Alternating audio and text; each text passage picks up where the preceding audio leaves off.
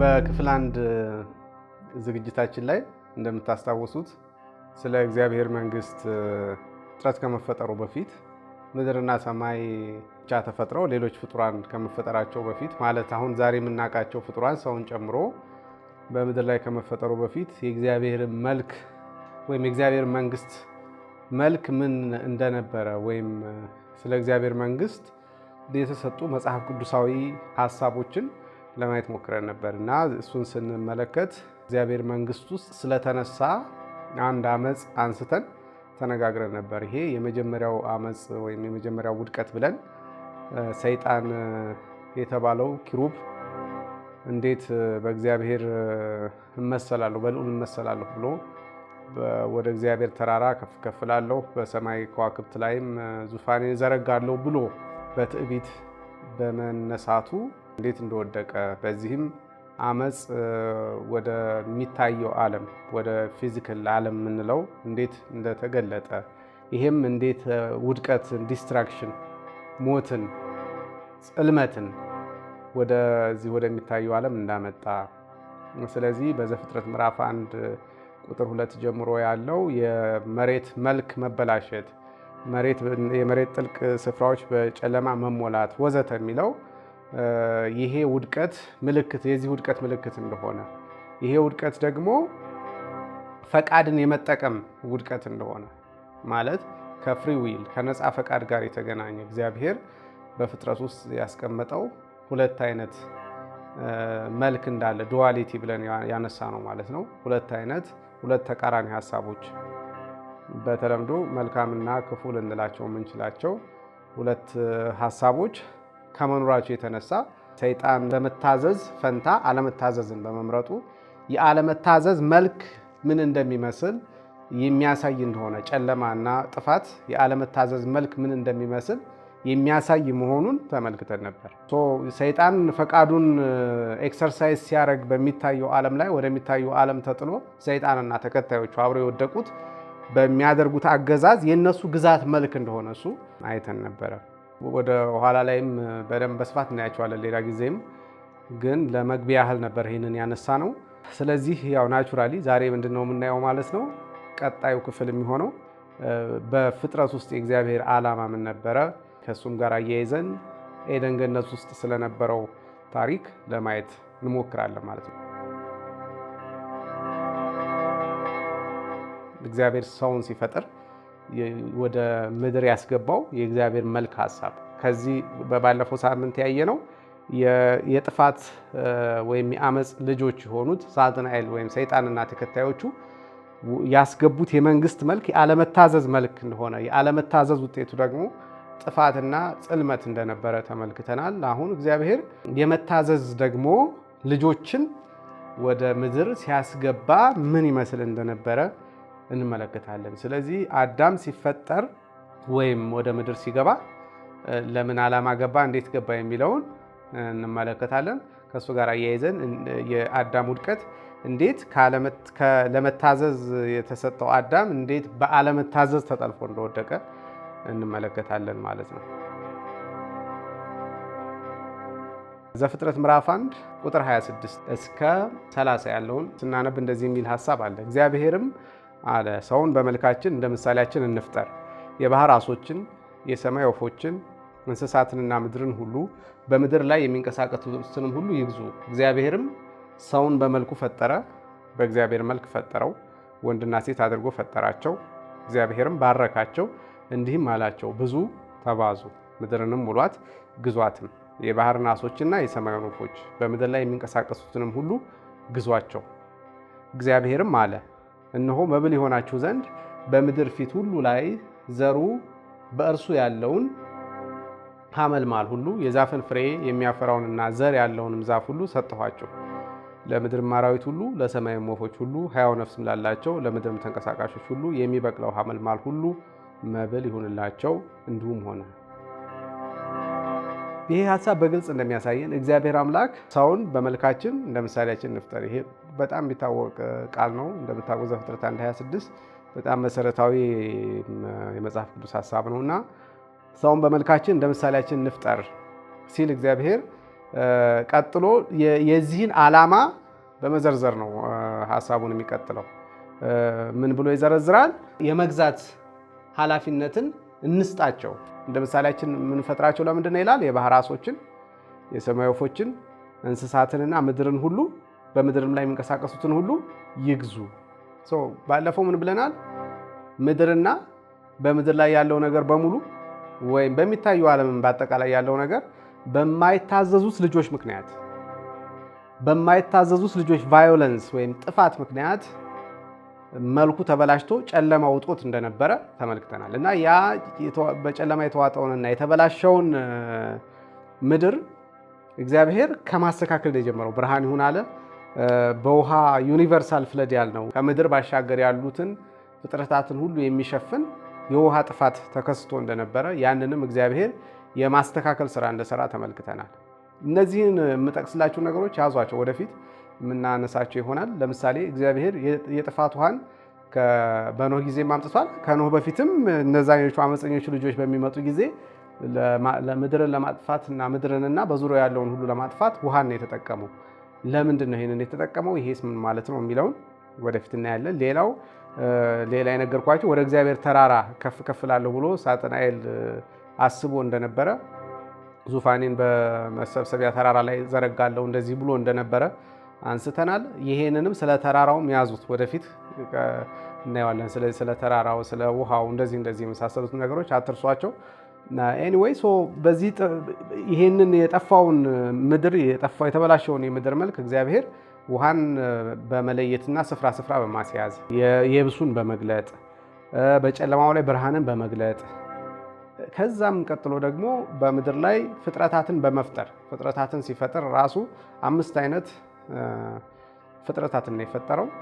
የመጀመሪያው ከውሃ የፈጠራቸው አሳ እና በራሪ አዕዋፋትን ከውሃ እንደፈጠራቸው ትመለከታላችሁ። በተመሳሳይ ካቴጎሪ ውስጥ በተመሳሳይ ምድብ ውስጥ ነው ወፎችንና በውሃ ውስጥ የሚኖሩ አሳዎችን የፈጠራቸው። ከዚያ ቀጥሎ የዱር እንስሳት ክፍል አለ ወይም ቡድን አለ። ሶስተኛ የቤት እንስሳት ብሎ የከፈላቸው ቡድን አለ። ሌላው አራተኛው በምድር ላይ የሚሳቡ በደረታቸው የሚሄዱ ብሎ የከፈላቸው አለ። አምስተኛው ሰው ራሱ ነው እና 5 አይነት ፍጡራን እግዚአብሔር ፈጠረ። መጀመሪያ 4ቱን ከፈጠረ በኋላ 5ኛውን ወይም የመጨረሻውን ፍጡር በ6ኛው ቀን ዘፍጥረት 1:26 ላይ ሰውን በመልካችን እንደ ምሳሌያችን እንፍጠር ይልና የምንፈጥረው ለምንድን ነው ይላል? አንደኛ ከዚህ በፊት የተፈጠሩትን 4ቱን ፍጡራን፣ ሁለተኛ ምድርን ራሷን እንዲገዛ ነው የምንፈጥረው ብሎ ሲናገር ትመለከታላችሁ። ይሄ ዝም ብሎ የተባለ ነገር አይደለም። እግዚአብሔር ይሄን ሁሉ ሲያደርግ ከዚህ በፊት የተበላሸውን ነገር የማስተካከል ዓላማ ይዞ ነበር። እነዚህ ለምሳሌ ከላይ የጠቀስኩላችሁ 4ቱ ፍጡራን የኪሩቦች ምሳሌ ናቸው። ኪሩቦችን የሚወክሉ ናቸው። ይሄ ሰፊ ሀሳብ ነው። በደንብ እናንተ ማጥኑት፣ ወደፊትም ልናየው እንችላለን። ግን በሰማይ ያሉትን ኪሩቦች ተመልክታችሁ ከሆነ የምን ፊት ነው ያላቸው? የሰው ፊት ያለው አለ፣ የአንበሳ ፊት ያለው አለ፣ የበሬ ፊት ያለው አለ፣ የንስር ፊት ያለው አለ። 4 ፊቶችን ትመለከታላችሁ። ምን ማለት ነው? የሰው ፊት ሰውን የሚወክል ኪሩብ ነው። የአንበሳ ፊት የዱር እንስሳትን የሚወክል ኪሩብ ነው። የበሬ ፊት የቤት እንስሳትን የሚወክል ኪሩብ ነው። የንስር ፊት ደግሞ አዕዋፋትንና ዓሳዎችን የሚወክል ፊት ነው ማለት ነው። ግን ምድር ላይ ከተፈጠሩት እንስሳት ውስጥ በሰማይ በኪሩብ ያልተወከለ ይታያችኋል? አይታያችሁም? ይታያል። በደንብ ብትመለከቱት በምድር ላይ እዚህ አዳም ሊፈጠር ሲል የተፈጠሩ በምድር የሚሳቡ የተባሉ ምንድነው ሬፕታይልስ የሚባሉት ኦኬ፣ እንደ እባብ፣ ዘንዶ፣ እንሽላሊት ወዘተ የምትሏቸው ሬፕታይልስ የሚባሉት በምድር ላይ የሚሳቡ እንስሳት ተፈጥረዋል። በሰማይ ግን እነሱን የሚወክል ኪሩብ የለም። ለምንድን ነው ብላችሁ ብትጠይቁ ያ ኪሩብ ወድቋል። በሰማይ ያለው ከ5ቱ ኪሩቦች ውስጥ አንዱ ኪሩብ ስለወደቀ ነው። ይሄ ኪሩብ ደግሞ ሰይጣን የምንለው ማለት ነው። ይሄንን በኋላ ላይ ዘፍጥረት 3 ላይ ስትመጡ እባብን ተመስሎ የሚመጣው ለዛ ነው። ያ ኪሩብ እባቡ ወደ ሴቲቱ የሚመጣው ያንን ኪሩብ ወክሎ ነው። እግዚአብሔር አምላክ ግን ሰውን የፈጠረው 4ቱን ኪሩብ የሚወክሉትን 4ቱን የምድር እንስሳትን ሰው ይገዛቸው ዘንድ ነበር። እና የሰው ክብር የሚጀምረው እዛ ቦታ ላይ ነው። እግዚአብሔር ከሌሎች ፍጡራን ሰውን እንዳላቀ አንዱ ማሳያው በሰማይ ካሉት ከአራቱ ኪሩቦች የሰው ምሳሌ የሆነው በምድር ላይ አዳም እነዚህን አራቱን እንስሳት ግዛ ሲባል ትመለከታላችሁ። ይሄ በጣም ነጥቡ በጣም ሲሪየስ እንትን ነው ማለት ነው። ሲሪየስ ሚሽን ነው። በጣም ዘላለማዊ የሆነ ዩኒቨርሳል የሆነ እንደዚህ ዝም ብሎ ማስገባት ማስወጣት ማለት እንዳልሆነ ትመለከታላችሁ። ግዛቸው ሲል ምን በሬዎቹን አሰማራቸው፣ አንበሶቹን ነው ጥፋት እንዳያደርሱ ከልክላቸው ማለት አይደለም። ወይል እሱንም ይጨምራል። ግን ሰምሃው በጣም ከዚህ የዘለለ በጣም የከበረ ሚሽን እንደነበረ ትመለከታላችሁ። ግዛቸው በሚለው ውስጥ የምድርን ጥፋት ያመጡ የአለመታዘዝ ልጆች በዋናነት በእነዚህ በእባቡ የሚመሰለው በሬፕታይልስ የሚወከሉት በአማርኛ ገበሎ አስተኔዎችም ይባላሉ። አይ ቲንክ ሳይንሳዊ ስማቸው ገበሎ አስተኔዎች የሚባሉት ወይም በምድር የሚሳቡ ፍጡራን ምሳሌ ተደርጎ የተፈጠሩለት አንድ እንትን ኪሩብ ወድቋል። የዚህ ኪሩብ ዲስትራክሽን ምድር ላይ ያመጣው ጥፋት አለ። የሰው ልጅ ምድርን እና በምድር ላይ የተፈጠሩትን የሁሉንም ኪሩቦች ዊል አሸንፎ ፈቃዳቸውን አሸንፎ ለእግዚአብሔር የመታዘዝ ዊል ይመልስ ዘንድ ነው የተፈጠረው ማለት ነው። ይሄ በጣም ትልቅ ሚሽን ነው ጎበዝ። ማለት ያለመታዘዝ ልጆችን እስከ ዛሬ ያደረሱትን ጥፋት ወደፊትም ሊያደርሱ የሚችሉትን ጥፋት ታሳቢ ተደርጎ እግዚአብሔር አስተካክሎ ሲያበቃ የሰው ልጅ ደግሞ አንደኛ ያልተስተካከሉትን ክፍሎች እንዲያስተካክል፣ ሁለተኛ ደግሞ ወደፊትም ያንን ሜንቴን አድርጎ እንዲቀጥልና አለመታዘዝ በመታዘዝ ይሸነፍ ዘንድ አለመታዘዝን ያለመታዘዝ ልጆችን በመታዘዝ ያሸንፍ ዘንድ ነበር የሰው ልጅ የተላከው ማለት ነው። እና ጦርነቱ ብዙ ሰው የሚመስለው በእግዚአብሔርና በሰይጣን መካከል ነው የሚመስለው።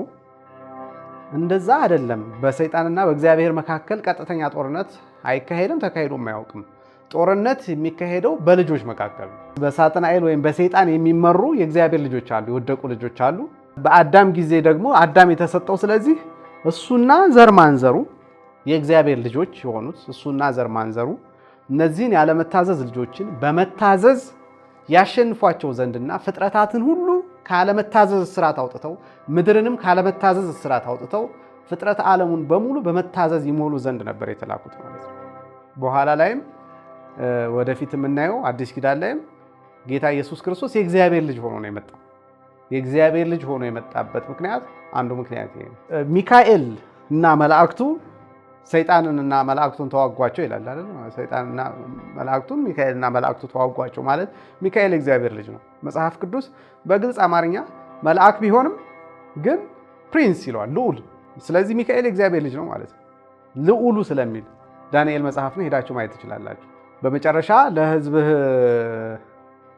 ልጆች የሚነሳው ታላቁ ልዑል ወይም ታላቁ አለቃ ሚካኤል ይነሳል ሲል ልዑል ፕሪንስ ማለት ነው። ፕሪንስ ማለት የንጉስ ልጅ ማለት ነው፣ የእግዚአብሔር ልጅ ነው ሚካኤል ራሱ። ሚካኤል ራሱ የእግዚአብሔር ልጅ ሆኖ ሌሎች መላእክትን አስተባብሮ ነው ከሰይጣን ጋር ሲዋጋ የምትመለከቱት። ዲያብሎስንና መላእክቱን ተዋጋቸው የሚለው ልጅ ከልጆች ጋር የሚደረግ ውጊያ ነው ማለት ነው። ስለዚህ ይሄ በጣም የሰውን ልጅ የፖዚሽን የሰውን ልጅ ደረጃ፣ የተልእኮ ደረጃ፣ የአፈጣጠር ደረጃ ምን ያህል ትልቅ እንደሆነ እንድንረዳ ያደርገናል። ሁለተኛ ስለ ሰይጣን ያለንን ሚስኮንሰፕሽንስ ያሉብን በጣም የተሳሳተ አረዳድ አለ ብዬ አስባለሁ ሰይጣንን በተመለከተ እና እሱን እንድናስተካክል የሚረዳ ነው። ጦርነቱ ደግሞ የጉልበት ጦርነት ሳይሆን መታዘዝ ቨርስስ አለመታዘዝ ነው። ኦኬ፣ እነሱ ባለመታዘዝ ዲስትራክሽንን ያመጣሉ። እኛ በመታዘዝ ደግሞ የእግዚአብሔር መንግስት የተበላሸውን ኪንግደም እንደገና እንጠግናለን፣ እናስተካክላለን፣ ወደ ኦሪጂናል መልኩ እንመልሳለን ማለት ነው። የእኛ ተልእኮ እሱ ነው ማለት ነው። አዳም በዚህ ተልእኮ እንደተሰራ ትመለከታላችሁ። እና ሲፈጥራቸው እግዚአብሔር ወንድና ሴት አድርጎ ፈጠራቸው። ከዛ ባረካቸው። ምን አላቸው? ብዙ ተባዙ፣ ምድርን ሙሏት፣ ግዟትም። ኦኬ፣ ብዙ ተባዙ፣ ምድርን ሙሏት፣ ግዟትም። ምንድነው ኢቬንቹዋሊ ከሆነ ቦታ ጀምሮ ሙሉ በሙሉ የመጠቅለል ስራ ነበር የተሰጣቸው ማለት ነው። አለመታዘዝን በመታዘዝ ጥፋትን በልማት ክፋትን በመልካም ነገር የመዋጥ ተልእኮ ነበር የተሰጣቸው ማለት ነው። አንዳንዶች እንደሚመስላቸው ሰው የተፈጠረው ዝም ብሎ ኤግዚስት እንዲያደርግ ዝም ብሎ ኖሮ እንዲያልፍ ሳይሆን በጣም ትልቅ ሚሽን የተሰጠው እንደሆነ ትመለከታላችሁ ማለት ነው። ከዛን እግዚአብሔር ይህንን ተልእኮ እንግዲህ እንዲረዳ ነግሮታል። አንደኛ መጀመሪያ ቁጥር 26 ላይ እግዚአብሔርን ኢንቴንሽን ሲፈጥረው ሰውን ሲፈጥረው ምን አስቦ እንደፈጠረው ከነገረን በኋላ መጽሐፉ ቀጥሎ ለነሱ ራሳቸው ባረካቸው ብሎ ብዙ ተባዙ ምድርን ሙሉ አግዟትም አለው ማለት ለአዳም ራሱ ሚሽኑን ሰብኮታል፣ ነግሮታል፣ አስተምሮታል ማለት ነው። ስለዚህ እግዚአብሔር ሰውን ሲፈጥረው አቲቲዩዱ ላይ ሰርቷል ማለት ነው፣ ወይም አመለካከቱ ላይ ሰርቷል ማለት ነው። እግዚአብሔር የሰው ልጅ ከፈጠረው በኋላ የኪንግደም ሜንታሊቲ ወይም የእግዚአብሔር መንግስት የአእምሮ ውቅር የስነ መንግስት የአእምሮ ውቅር ያለው ሰው እንዲሆን ፈልጎ ነበር እና እግዚአብሔር የሚያስብ የነበረው አዳምን የመጣሁት ለመንግስት ተልእኮ ነው ብሎ እንዲያስብ ነበር የሚፈልገው ማለት ነው። ለመንግስት ተልእኮ ነው። መንግስቱ ደግሞ የእግዚአብሔር መንግስት ተልእኮ፣ የዘላለም መንግስት፣ የዩኒቨርሳል መንግስት ተልእኮ ይዤ ነው የመጣሁት። አለመታዘዝን በመታዘዝ ለመዋጥ ነው የመጣሁት። ኦኬ፣ አመፀኞቹን ልጆችን በመታዘዝ ልጅነት ላሸንፍ ነው የመጣሁት ብሎ እንዲያስብ ይፈልግ ነበር። አሁን የኪንግደም ሜንታሊቲ ኢዝ ቬሪ ኢምፖርታንት ማለት ነው። ለአዳም በጣም ወሳኝ ነበር ማለት ነው። አንደኛ ሀሳቡ የእግዚአብሔር መንግስት በእግዚአብሔር መንግስት ጽንሰ ሀሳብ የተሞላ የተቃኘ እንዲሆን ፈልጓል። ከዛስ ይሄ ብቻ ግን እንዳይመስላችሁ ቁጥር 29 ላይ እግዚአብሔርም አለ ቀጥሎ ምን አላቸው? እነሆ በብል ይሆናችሁ ዘንድ በምድር ፊት ሁሉ ላይ ዘሩ በእርሱ ያለውን ሐመልማል ሁሉ የዛፍን ፍሬ የሚያፈራውና ዘር ያለውን ዛፍ ሁሉ ሰጥኋችሁ ይለዋል። ቀጥሎ ደግሞ የኪንግደም ምን ልበላችሁ የእግዚአብሔር መንግስት የአመጋገብ ስርዓት ደግሞ ቀጥሎ ይሰጠዋል። ኪንግደም ዲያትሪ በሉት። ኦኬ፣ ኪንግደም ዲያትሪ፣ ኪንግደም ሜንታሊቲ ፕላስ ኪንግደም ዲያትሪ ይሰጠዋል። የእግዚአብሔር መንግስት ስነ አእምሮ ወይም የአእምሮ ውቅር፣ የሐሳብ ውቅር እና የእግዚአብሔር መንግስት አመጋገብ፣ የእግዚአብሔር መንግስት የአመጋገብ ስርዓት ሁለቱን ነው የሰጠው እግዚአብሔር ለሰው ልጅ። አስተሳሰቡ ሲደመር አመጋገቡ መንግስታዊ እንዲሆን የእግዚአብሔር መንግስት ቅኝት ውስጥ የሆነ እንዲሆን ይፈልግ ነበር። የሰጠውን የምግብ አይነት ተመልከቱ። በጣም ሶ ስፔሲፊክ፣ ምንም እንትን አይደለም፣ ግር የሚል አይደለም። ምንድነው የሚለው? የሰጠኋችሁ ምግብ ይሄ ነው ይለዋል። በምድር ፊት ላይ ሁሉ ዘሩ በእርሱ ያለውን ሐመልማል ሁሉ የዛፍን ፍሬ የሚያፈራውና ዘር ያለውን ዛፍ ሁሉ ሰጠኋችሁ። የምትበሉት ብዙ ዛፍ አለ፣ እንስሳት አሉ፣ አዋፋት አሉ፣ አሳዎች አሉ። እግዚአብሔር ግን የሰጠው ከተፈጠሩ ፍጥረታት እጽዋትን፣ ከእጽዋትም ሁሉንም እጽዋት አይደለም፣ ፍሬ የሚያፈራ አንደኛ፣ ፍሬው ውስጥ ደግሞ ዘር ያለው መሆን አለበት የምትበላው ብሎ ሲነግር ትመለከታላችሁ። ፍሬ የማያፈራ አይበላም አውቶማቲካሊ። ፍሬ የማያፈራ አበባ የማያብብ ፍሬ የማያፈራ ዛፍ አይበላም አውቶማቲካሊ ነግሮታል። እንደዚህ አይነት እጽዋት አይበሉም። ሁለተኛ ፍሬ ከሚያፈሩትም ውስጥ ደግሞ ፍሬያቸው ሲከፈት ፍሩቱ ማለት ነው። ፍሩቱ ሲከፈት ሲድ ውስጡ መኖር አለበት ማለት ነው። በሌላ አማርኛ ማለት ነው ፍሬው መሬት ላይ ቢወድቅ የሚበቅል መሆን አለበት ማለት ነው። ሪጀነሬት የሚያደርግ የሚበሰብስ ሳይሆን የሚነሳ መሆን መቻል አለበት የምትበላው ምግብ። ምክንያቱም የምትበላው ምግብ ማንነትህን ስለሚለውጥ ማለት ነው። ከዛ ቁጥር 30 ላይ ለአራዊት፣ ለሰማይ ወፎች፣ ሕያው ነፍስ ላላቸው ለሌሎች ተንቀሳቃሽ ፍጡራን ደግሞ በምድር ላይ የበቅለውን ሐመልማል ሁሉ መብል ይሁንላቸው። ለእነሱ ግን ማንኛውም አይነት እጽዋት መብላት ይችላሉ። እጽዋት፣ እንስሳት እርስ በራሳቸው አይበላሉም። ሰው እንስሳትን አይበላም፣ እንስሳት ሰውን አይበሉም። ይሄ በመታዘዝ ውስጥ ሲኖር ነው እንደዚህ አይነት ሃርመኒ ያለው። በመታዘዝ ውስጥ የእግዚአብሔር ኦሪጂናል ፕላን ምን ይመስል እንደነበረ ትመለከታላችሁ። የእግዚአብሔር ኦሪጂናል ፕላን ውስጥ ሁለት በጣም መሰረታዊ ነገሮች አሉ። ኪንግደም ሜንታሊቲ ሲደመር ኪንግደም ዲያትሪ ያልኳቸው የእግዚአብሔር መንግስት ሐሳብ እና የእግዚአብሔር መንግስት አመጋገብ ስርዓት ያስፈልግ ነበር። ሰይጣን ቀጥሎ ምንድነው ያመጣው ማለት ነው? በሁለቱ ነው ሰውን ሊዋጋ የመጣው። በሁለቱ ነው ሰውን ሊጥል የመጣው። እግዚአብሔር የሰጠውም ትእዛዝ ሁለት ነው። አንደኛ ሐሳብህ ከእግዚአብሔር መንግስት የመንግስት መልእክተኛ ነኝ፣ የመንግስት ተልእኮ አስፈጻሚ ነኝ፣ የመንግስት ስራ ላይ ነኝ ከሚል አእምሮ እንዳትጎድል፣ ከሚል አስተሳሰብ እንዳትጎድል። ሁለተኛ የምትበላው ምግብ ዘሩ በውስጡ ያለው ብቻ መሆን መቻል አለበት የሚል ሐሳብ ነግሮት ነበር። ከዛን እንግዲህ ሰይጣን በዚህ ነው ሲመጣበት የምትመለከቱት። እግዚአብሔር ይሄንን ገና ወደ ኤደን ሳያስገባው ነው። ኦኬ እንደምታውቁት ይሄንን እቅድ የነገረው ይሄንን ትእዛዝ የሰጠው ወደ ገነት ሳያስገባው ነው። ከዛ ነው ምዕራፍ 2 ቁጥር 8 ላይ እግዚአብሔር አምላክም በምስራቅ በኤደን ገነትን ተከለ፣ የፈጠረውንም ሰው ከዛው አኖረው የሚለው። እግዚአብሔር ኤደን በምትባል ስፍራ በምስራቅ በኩል ምንን ተከለ? ገነትን ተከለ። ገነት በምስራቅ በኩል በምድር ላይ ትተከል እንጂ ምድር በሙሉ ገነት አልነበረችም ማለት ነው። የሆነ ቦታን የሆነ የተለየ ቦታን እግዚአብሔር የፈጠረውን ሰው ለማኖር እንደተከለ ትመለከታላችሁ። ለምንድን ነው ብትሉ ምድር ፐርፌክት አልነበረችም ማለት ነው። አንዳንዶች እንደሚመስላቸው ምድር አዳም ከወደቀ በኋላ የተበላሸች ይመስላቸዋሉ፣ ግን አይደለም። ምድር ፐርፌክት አልነበረችም። ዛስዋይ ከምድርም የተለየች ስፍራ ነበረች፣ ገነት ተፈጥራ ነበር። ነገር ግን ዓላማው ምንድነው? ገነት ውስጥ የተቀመጠው አዳም ገነትን ወደሚመስል ዓለም ምድርን በሙሉ ይለውጣት ዘንድ ነው የተፈለገው። ግን ገነት ውስጥ ያለው አዳም ከምድር በመጣው ሰይጣን ተታሎ ከገነት ተባረረ፣ ገነትም ተሰወረች። ስለዚህ እግዚአብሔር ወደ ኤደን ገነት የሰው ልጅ እንትን አለው። ኤደን በሚባል ስፍራ ወደ ተተከለችው ገነት አስገባው። ሲያስገባው ቁጥር 9 እግዚአብሔር አምላክም ለማየት ደስ የሚያሰኘውን ለመብላትም መልካም የሆነውን ዛፍ ሁሉ ከምድር አበቀለ። በገነትም መካከል የሕይወትን ዛፍ መልካምንና ክፉን የሚያስታውቀውንም ዛፍ እግዚአብሔር የሰው ልጅ ካስገባው በኋላ ቅድም በነገርኳችሁ ኢንስትራክሽን፣ ቅድም በነገርኳችሁ ትእዛዞች፣ በሁለቱ ትእዛዞች ካስተማረው በኋላ በዛ እንዲኖር ከነገረው በኋላ ወደ ገነት አስገባው። ገነት ውስጥ እግዚአብሔር ምን አበቀለ ይላል? ለማየት መልካም የሆነ ለመብላትም ጥሩ የሆነውን ዛፍ ሁሉ አበቀለ። በገነት መሃል ላይ የሕይወትን ዛፍንና መልካምና ክፉን የሚያስታውቀውን ዛፍ አበቀለ ይላል። እግዚአብሔር ሁለት ዛፎችን ስፔሲፊካሊ የሕይወት ዛፍንና በክፉና ደጉን የምታስታውቀውን ዛፍ በገነት ውስጥ እንዳበቀለ ትመለከታላችሁ። ይህንን ካለ በኋላ እግዚአብሔር አምላክም ቁጥር 15 ሰውን ወስዶ ያበጃትም ይጠብቃትም ዘንድ በኤደን ገነት አኖረው።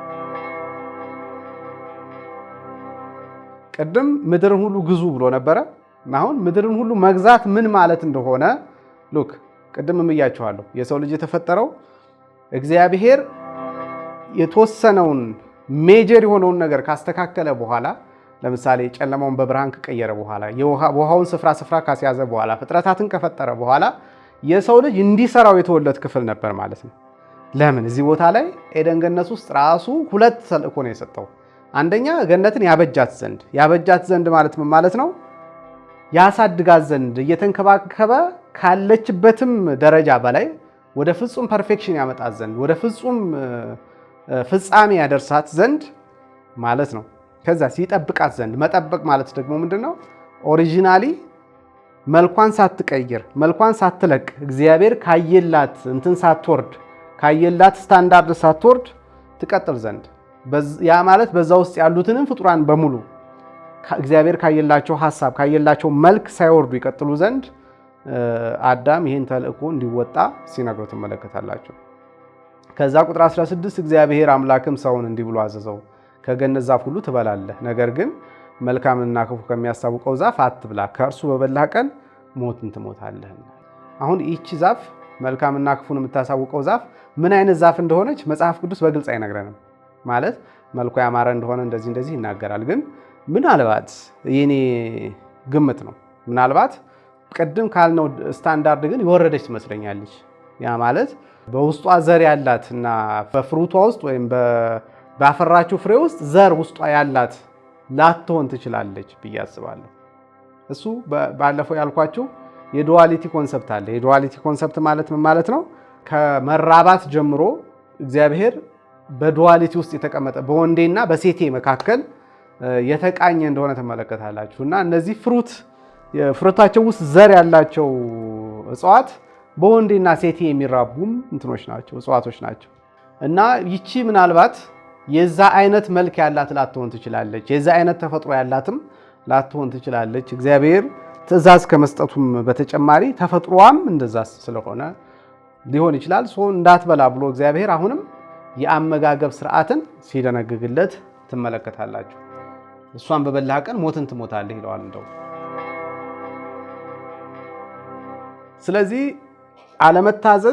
አለመታዘዝን በመታዘዝ ለማሸነፍ የተላከው የሰው ልጅ አለመታዘዝን እያሸነፈ መታዘዝን ደግሞ እያላቀ ወደ ፍጽምና ይደርስ ዘንድ ወደ ፍጹም እግዚአብሔር መምሰል ይደርስ ዘንድ በሶስት መልክ የተገለጠ ሁለትዮሽ ወይም ትሪፎልድ ዱዋሊቲ ልትሉ ትችላላችሁ። በሶስት መልክ የተገለጠ ሁለትዮሽ ሲሰጠው ትመለከታላችሁ። የሰው በሶስት መልክ ስብዕናው ሲቀረጽ ትመለከታላችሁ። ምናልባት ወደፊት እናየው ይሆናል። ለምን በሶስት መልክ ሁለትዮሽ ወይም ተጻራሪ ሀሳቦች በሶስትዮሽ ውስጥ እንዴት እንደተገለጡ ወደፊት የበለጠ ልናየው እንችላለን። ግን እዚህ ቦታ ላይ እግዚአብሔር አንደኛ ለራሱ ለአዳም ከምድር ስለሆነ ያበጀው ከምድር አፈር ስለሆነ ያበጀው ከምድር አፈር ሲያበጀው ደግሞ ምድር ራሷ ወይም ፍጥረተ ዓለሙ ራሱ በዱዋሊቲ የተፈጠረ ስለሆነ የሱ ውስጥ ራሱ እርስ በራሱ የሚፎካከር አይደንቲቲ እንዳለው ላስታይም በተወሰነ ሜንሽን አድርጌላችሁ ነበር፣ ጠቀስ አድርጌላችሁ ነበር። እርስ በራሱ የሚቃረን ማንነት እንዳለው ምን ማለት ነው? አድርግ አታድርግ የሚል የሚቃረን ማንነት ውስጡ እንዳለው ዛሱ አይኮ ይሄንን ብላ ይሄንን አትብላ የተባለው የመታዘዝም ያለመታዘዝም ተፈጥሮ ውስጡ አለ ማለት ነው። ግን የተነገረው ግን አለመታዘዝን በመታዘዝ እያሸነፈ እንዲቀጥል ነው። አንደኛ ከውስጡ ማለት ነው፣ በራሱ ውስጥ አንድ በሉ። ሁለተኛ ጋርደን ውስጥ ኤደን ጋርደን ውስጥ ወይም ኤደን ገነት ውስጥ ደግሞ ሁለት ዛፍ ተሰጠው። ምንና ምን? የሕይወት ዛፍና የሕይወት ዛፍ የመታዘዝ ምሳሌ ናት። ክፉና ደግ የምታሳውቀው ዛፍ ደግሞ ያለመታዘዝ ምሳሌ ናት። ሁለት አትሉም? ሶስተኛ ከራሱ ውስጥ ራሱ ደግሞ ሴት ወጣች። ራሱ አዳም በሁለት መልኩ ተገለጠ ማለት ነው። ገብታችኋል? ሴት ተሰጠችው ወይም ለአዳም እንደሱ ያለች ረዳት እንስጠው ብሎ እግዚአብሔር እንደራሱ ያለች ረዳትን ከሱ ውስጥ ሲያወጣ ትመለከታላችሁ። በሴት ውስጥ ራሱ የተቀመጠው ማንነት ምን አይነት ነው? ተጻራሪ ግን ደግሞ ኮምፕሊመንተሪ ነው። ምንድነው? ተመጋጋቢ፣ ከአዳም ጋር ተመጋጋቢ። ያ ማለት ነው ሄልፐር፣ ረዳት ማለት በአዳም ደካማ ወገን ጠንካራ የሆነች ማለት ነው። በአዳም ጠንካራ ወገን ደግሞ ደካማ የሆነች ማለት ነው። ተጻራሪ ናቸው ማለት ነው ሁለቱ ራሱ እና አዳም በእነዚህ ሶስት ትሪፎልድ ዱዋሊቲ ባለ ሶስትዮሽ ተጻራሪ ኃይሎች ነው ማለት ነው መታዘዙን እየፈጸመ እንዲሄድ የተሰጠው። ትንሽ ምናልባት ወይ ካገላለጥም ወይም ከሐሳቡ ከራሱ አንጻር ትንሽ ጠንከር ያለ ሐሳብ ሊሆን ይችላል። ግን ይሄ ዛሬም የሰው ልጅ ፈተና ነው። የሰው ልጅ ዛሬም በሶስትዮሽ ነው የሚፈተነው፣ በሶስት ሐሳቦች ነው የሚፈተነው። በእነዚህ በሶስት ሐሳቦች ይፈተናል። አንደኛ በራሱ ውስጥ ባለ ተቃርኖ ይፈተናል። ሁለተኛ አብሮት ባለ ሰው ራሱ ይፈተናል። አብሮ ካለው ሰው ጋር ባለ ተጻራሪ ፍላጎት ምክንያት ይፈተናል። ወይም ተጻራሪ ሐሳብ፣ ተጻራሪ ዕውቀት ምክንያት ይፈተናል። ሶስተኛ ደግሞ ራሱ በምድር ላይ ባሉ መልካምና ክፉ ዕውቀቶች እነሱን በመምረጥ ሂደት ውስጥ ይፈተናል። ዕውቀቶች፣ ፍልስፍናዎች፣ ፓራዳይምስ በእነዚህ ምክንያት በሶስቱ ይፈተናል የሰው ልጅ። ስለዚህ በዕውቀት ይፈተናል የሰው ልጅ። ምናልባት የነፍስ ፈተና አለበት ልትሉ ትችላላችሁ። የመንፈስ ፈተና አለበት፣ የስጋ ፈተና አለበት። የዕውቀት ፈተና ከነፍስ ፈተና ጋር ልታገናኙ ትችላላችሁ። የመንፈስ ፈተና ሞሮፍ ምናልባት ከአምልኮ ስርዓት ጋር እግዚአብሔርን በማምለክና ሰልፍ አለ እኮ ራስን የስነ ፍጥረት ማዕከል አድርጎ የማሰብ ወይም ራስን እንደ አምላክ አድርጎ የመቆጠር ፈተና አለ እና ደግሞ ራስን እንደ ኪንግደም መልእክተኛ ወይም እንደ መንግስት መልእክተኛ አድርጎ የመቁጠር ደግሞ የመታዘዝ መንገድ አለ ራስን እንደ ፍጥረት ዓለሙ ማዕከል አድርጎ እግዚአብሔርንና ሌሎች ፍጥረታትን በሙሉ የራስ አገልጋይ አድርጎ የመቁጠር ፈተናና ራስን የእግዚአብሔርና የእግዚአብሔር መንግስት መልእክተኛ አድርጎ የማቅረብ የመታዘዝ መንገድ አለ። በእነዚህ ምርጫዎች ይፈተናል የሰው ልጅ። በእውቀትም ይፈተናል። ምክንያቱም በምድር ላይ ነፍስን የሚያዳብሩ የሚያጎለብቱ ወደ እግዚአብሔር ሐሳብ ወደዚህ ወደ ኪንግደም ሐሳብ የሚያመጡ የእግዚአብሔር እውቀቶች አሉ። በተቃራኒው ደግሞ ከእግዚአብሔር መንግስት የሚያረቁ ነፍስን የሚያከሱና የሚያመነምኑ እውቀቶች ደግሞ አሉ። በእነዚህ ይፈተናል የሰው ልጅ። በስጋው ይፈተናል። በስጋው ሲፈተን ከሚፈተንባቸው ነገሮች ውስጥ አንዱ ምግብ ነው። ሌላው ደግሞ እነዚህ ኃጢአት ብለን የምንጠራቸው ምግብ፣ ዝሙት፣ ምናምን ወዘተ የምትሏቸው ነገሮች የስጋ ፈተናዎች ሊሆኑ ይችላሉ። እነዚህ ኢንዲፔንደንትሊ አንዱ ከአንዱ ተነጥሎ ሊወጣ አይችልም። ምክንያቱም እርስ በራሳቸው ራሱ ተመጋጋቢ ባህሪ ያላቸው፣ አንዱ አንዱን ይመግበዋል፣ አንዱ አንዱን ያከሰዋል። እንደዚህ ስለሆነ ነጣጥሎ ማየት አስቸጋሪ ሊሆን ይችላል፣ ተመጋጋቢ ባህሪ ስላላቸው። ግን አሁንም የሰው ልጅ ያኔም የነበረበት በሶስት መልኩ የተከፈለ ፈተና ነበረበት። አሁንም በሶስት መልኩ የሚከፈል ፈተና አለበት ማለት ነው። እነዚህን እግዚአብሔር እንዲጠነቀቅ የሰጠው ኤሪያዎች ናቸው። ግን ለምን ፈጠረበት እነዚህን ፈተናዎች አይባልም። ምክንያቱም ሳምንት ዕለት አንስተናል። ፈተናዎች ወደ ከፍታ የመውጫ መንገዶች ናቸው። ወደ ውድቀት የሚያመጡትን ያህል የሰው ልጅ እግዚአብሔርን ወደ መምሰል የሚያድገው እነዚህን ፈተናዎች ዴይ ባይ ዴይ እያሸነፈ በሄደ ቁጥር በመንፈሱ በነፍሱና በስጋው ይጠነክራል ማለት ነው። በእነዚህ እያደገ ፍጹም እግዚአብሔርን ወደ መምሰል ይመጣ ዘንድ ራሱን እንዲያሸንፍ፣ አንደኛ በዙሪያው ያሉትንም ፈተናዎች እንዲያሸንፍ፣ በዙሪያው ያሉትንም ፍጡራን በእግዚአብሔር ሐሳብ አሸንፎ መታዘዝን ፍጹም ያደርግ ዘንድ እንደተፈጠረ እንድናስብ ይገባል ማለት ነው። እነዚህን ጠቀስ ላድርግላችሁ ብዬ እንጂ ራሳቸው ብዙ በጣም በሰፊው መታየት ያለባቸው ሐሳቦች ናቸው። ግን እግዚአብሔር አምላክ እነዚህን ፈተናዎች አንደኛ ለራሱ ለሰው ልጅ ወደ ከፍታ የመውጫ መንገዶች አድርጎ፣ ሁለተኛ ደግሞ ባሸነፋቸው ቁጥር ፍጥረት ዓለሙ ራሱ እግዚአብሔርን ወደ መምሰልና ወደ መታዘዝ ፍጽምና እንዲመጣ ይፈልግ ስለነበረ ሰውን በዚህ መሃል ላይ እንዳስቀመጠው ትመለከታላችሁ። በዚህ መሃል ላይ የሰው ልጅ የተቀመጠው ማለት ነው። ትልቅ ኃላፊነት፣ ትልቅ ፈተና ባለበት ዓለም ላይ እንደተፈጠረ ዛትስ ዋይ የሰው ልጅ ዝም ብሎ አይደለም የሚወደቀው። ዝም ብሎ ሳይሆን የወደቀው ትልቅ ኃላፊነት ያለበት ስለነበረ ነው። ራሱ ወደ እግዚአብሔር ፍጽምና፣ እግዚአብሔርን ወደ መምሰል፣ እንደ እግዚአብሔር ወደ መሆን ፍጽምናና ፍጥረተ ዓለሙንም ይዞ ወደ እግዚአብሔር ፍጽምና የማድረስ ባለመታዘዝ የወደቁትን ልጆች ያበላሹትን ዓለም ፈጽሞ ሪዲም የማድረግ ፈጽሞ የማዳን ተልእኮ የተሰጠው ስለነበረ በዚህ ውስጥ ነው የሰው ልጅ ወደቀው። በዚህ ውስጥ ነው የሰው ልጅ ወደቀው ማለት ነው። ምናልባት ወደ አዲስ ኪዳን ስትመጡ አስተውላችሁት ከሆነ ጌታችን ኢየሱስ ክርስቶስ ራሱ አድሬስ ያደረጋቸው ችግሮች እነዚህ ናቸው። የመጣበትን መንገድ ስትመለከቱ አንዴ የእግዚአብሔር ልጅ ሆኖ ነው የመጣው። ለዛ ነው ሐዋርያው ጳውሎስ ስለ ወንጌል ሲናገር ሮሜ ምዕራፍ 1 ላይ ወንጌል ከዳዊት ዘር ኢየሱስ ክርስቶስ ስለመወለዱና ከሙታን በመነሳቱ ደግሞ የእግዚአብሔር ልጅ ሆኖ ስለመገለጡ ነው የሚለው። ኢየሱስ ክርስቶስ የሰው ልጅ የመሆኑ ሚስጥርና የእግዚአብሔር ልጅ የመሆኑ ሚስጥር ነው ወንጌል። ኢየሱስ ክርስቶስ የሰው ልጅ በመሆኑ እኛን መሰለ፣ ወይም የእኛን ውድቀት የመሸከምን ስራ ሰራ። የሰው ልጅ በመሆኑ የእግዚአብሔር ልጅ በመሆኑ ደግሞ የእግዚአብሔር ልጆች የወደቁት የእግዚአብሔር ልጆች ሰውን ጨምሮ የወደቁት የእግዚአብሔር ልጆች ሊያሳኩት ያልቻሉትን መታዘዝን ፈጽሞ መታዘዝን ደግሞ ለሰው ልጆችም አካፍሎ ለመሄድ ነው የመጣው ማለት ነው። መታዘዝ ይቻል ዘንድ ይላል ሮሜ ራሱ። ከስጋ የተነሳ ለሕግ ያልተቻለውን እግዚአብሔር በኃጢአተኛ ሰው ምሳሌ አድርጎ ልጁን ልኮ በስጋ በኩል መታዘዝን ፈጸመ።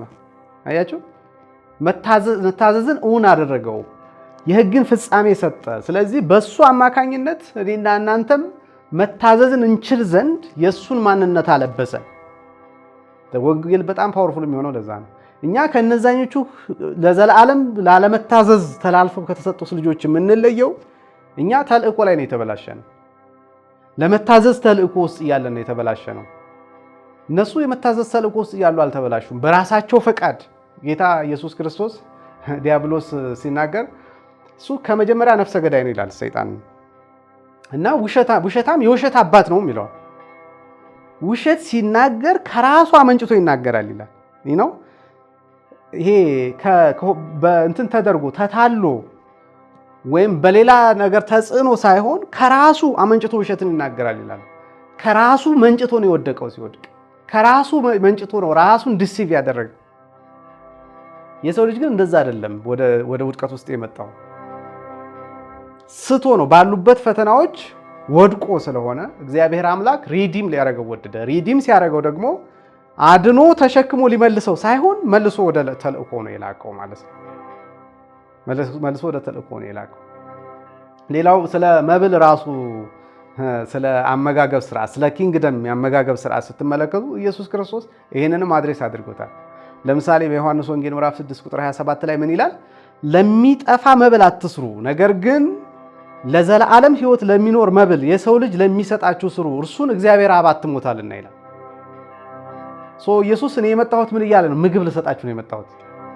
የምሰጣችሁ ምግብ ደግሞ እግዚአብሔር አብ ያተመበት ምግብ ነው ማለት በአብ ሰርቲፋይድ የሆነ ምግብ ነው። በዚህኛው ቋንቋ ብትመለከቱት ምግብ ሲዘጋጅ በተለይ በፋብሪካ የሚቀነባበሩ ምግቦች ሰርቲፊኬሽን ያስፈልጋቸዋል አይደለ?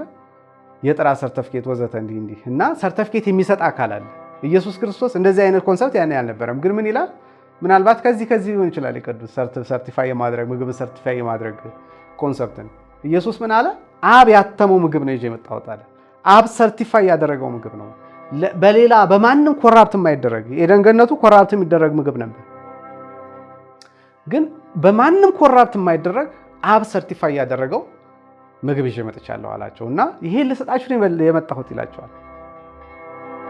ቁጥር 33 ላይ እዚሁ ምዕራፍ 6 ዮሐንስ ወንጌል ምዕራፍ 6 ቁጥር 33 ላይ የእግዚአብሔር እንጀራ ከሰማይ የሚወርድ ለዓለምም ሕይወትን የሚሰጥ ነውና ይላቸዋል። ቁጥር 35 ኢየሱስም እንዲህ አላቸው፣ የሕይወት እንጀራ እኔ ነኝ። ወደ እኔ የሚመጣ ከቶ አይራብም፣ በእኔ የሚያምንም ሁል ጊዜ ከቶ አይጠማም። ተመለከታችሁ? ሰይጣን ኮራፕት ቢያደርገውም የሰውን እንትን አመጋገብ ኮራፕትድ ሆኗል። በጣም ወደ ኋላ ዲቴይሉን ብትመለከቱ የሰው ልጅ ቀጥሎ እንስሳቱን ለመብላት ይጀምራል። በሂደት የምግብ ስርዓቱ ይበላሻል። የሪጀነሬት የሚያደርጉ ሲወድቁ የማይበሰብሱ ነገር ግን የሚነሱ በዝተው የሚነሱ እጽዋትን ብቻ እንዲበላ እግዚአብሔር አዞት ሳለ ነገር ግን የሚበሰብሱ ነገሮች መብላት ይጀምራል። ሰው ስጋ በልቶ ስጋ መሬት ቢወድቅ አይነሳም። ታውቃላችሁ? ስጋ መሬት ከወደቀ ይበሰብሳል። ዘር የሌላቸው እጽዋትም መሬት ከወደቁ ይበሰብሳሉ። ግን እግዚአብሔር ይህንን በምን እንደተካው ተመልከቱ። በሕያው ልጁ ነው የተካው። ምግብ አድርጎ የሰጠን ጌታችን ኢየሱስ ክርስቶስ ነው። እኔ የሕይወት እንጀራ ነኝ የሚለው ለዛ ነው። እና በነገራችን ላይ መጽሐፍ ቅዱስን ኦሪጂናል እንትኑን ካልገባን ከሆነች ክፍል ብቻ ተነስቶ ለመረዳት አስቸጋሪ ነው እና ይሄ ሙሉ ፍሬሙን ለማየት ይረዳናል ብዬ አስባለሁ። ለምን እነዚህ ነገሮች በዚህ መልኩ መምጣት እንደነበረባቸው እንድትረዱ ያረጋል ብዬ ተስፋ አረጋለሁ። አለፍ ብዬ ልጥቀስላችሁ። ዮሐንስ ወንጌል ምዕራፍ 6 ቁጥር 48 የሕይወት እንጀራ እኔ ነኝ ይላል። 49 አባቶቻችሁ በምድረ በዳ መና በሉ ሞቱም። 50 ሰው ከእርሱ በልቶ እንዳይሞት፣ ሰው ከእርሱ በልቶ ምን እንዳይሞት።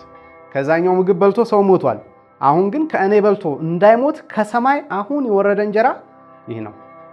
ከሰማይ የወረደ ሕያው እንጀራ እኔ ነኝ። ሰው ከዚህ እንጀራ ቢበላ ለዘላለም ይኖራል። እኔም ስለ ዓለም ሕይወት የምሰጠው እንጀራ ሥጋዬ ነው። ቁጥር 53 ስለዚህ ኢየሱስ እንዲህ አላቸው፣ እውነት እውነት እላችኋለሁ የሰውን ልጅ ሥጋ ካልበላችሁ ደሙንም ካልጠጣችሁ በራሳችሁ ሕይወት የላችሁም። ሥጋዬን የሚበላ ደሜንም የሚጠጣ የዘላለም ሕይወት አለው፣ እኔም በመጨረሻው ቀን አስነሳዋለሁ። ሥጋዬ እውነተኛ መብል ደሜም እውነተኛ መጠጥ ነውና ሥጋዬን የሚበላ ደሜንም የሚጠጣ በእኔ ይኖራል፣ እኔም በእርሱ እኖራለሁ። ሕያው አብ እንደላከኝ እኔም ከአብ የተነሳ ሕያው እንደምሆን እንዲሁ የሚበላይ ደግሞ ከእኔ የተነሳ ሕያው ይሆናል። ከሰማይ የወረደ እንጀራ ይህ ነው። አባቶቻችሁ መና በልተው እንደሞቱ አይደለም፣ ይህን እንጀራ የሚበላ ለዘላለም ይኖራል ይላቸዋል። ኢየሱስ በእኔ አብ እንደላከኝ ከዛ የተነሳ ደግሞ ሕያው እንደምሆን ይላል።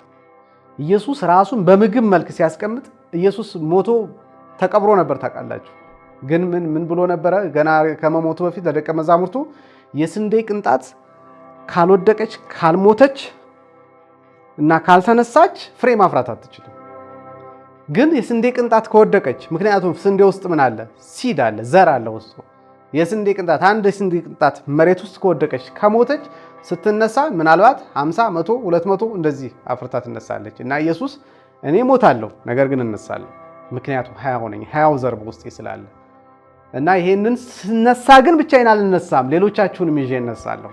እና በኢየሱስ ክርስቶስ ሕያውነት አማካኝነት በኢየሱስ ክርስቶስ ሞት ምክንያት እና የሞት ህይወቱን በመብላት ስጋውን በመብላት ደሙን በመጠጣት አብረን በመሞት አብረን እንድንነሳ አደረገን ማለት ነው። እግዚአብሔር ይመስገን። ምናልባት ሐዋርያቱም ይሄንን ቃል ስለሚያውቁ ይመስለኛል እና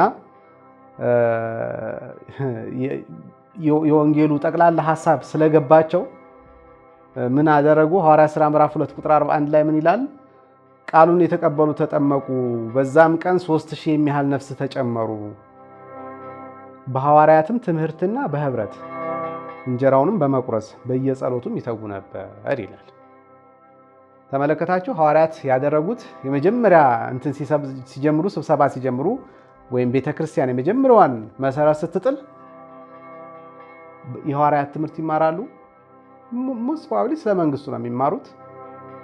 ለምን? እግዚአብሔር ኦሪጂናሊ ምን ብሏል ብያቸዋለሁ? ኪንግደም አቲቲዩድ ኪንግደም ሜንታሊቲ ያስፈልጋል ብሎ አዳምን ፐርፐዙን ያስተምረው ነበር። ለምን እንደተፈጠረ፣ ለምን ሐሳብ ወደ ምድር እንደመጣ ያስተምረው እንደነበረ ሐዋርያትም ምናልባት ይህን ትምህርት ሳይሆን አይቀርም ለደቀ መዛሙርት ወይም ለሌሎቹም አማኞች የሚያስተምሯቸው የነበረው እና በሐዋርያት ትምህርት ይላል፣ በጸሎት ከዛስ እንጀራውን በመቁረስ እንጀራ አብረው ይበሉ ነበር። የጌታን እራት የጌታን ስጋና ደም ምሳሌ ይወስዱ ነበር ማለት ነው። አብረው እንጀራ ይቆርሱ ነበር። አብረው እየተማሩ አብረው እንጀራን ይቆርሱ ነበር።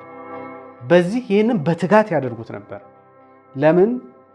እግዚአብሔር በክርስቶስ ኢየሱስ አማካኝነት ከጠፉበት ዓለም እንደገና ሪዲም እንዳደረጋቸውና ዓለምንም ሪዲም እንዲያደርጉ እየላካቸው እንደሆነ ያውቁ ነበር።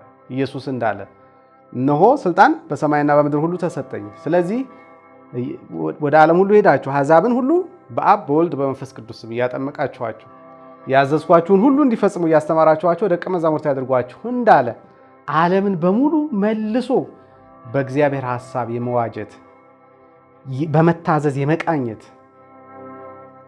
ተልእኮ እንደተሰጣቸው ያውቁ ነበር። ሐዋርያው ጳውሎስ ምን አለ? መታዘዝ በተፈጸመ ጊዜ አለመታዘዝን ሁሉ ለመበቀል ተዘጋጅተናል አለ አይደለ? አያችሁ፣ አለመታዘዝን ለመበቀል ነው እኛ የተላክነው። ተልእኳችን ኢዝ ቬሪ ሲምፕል።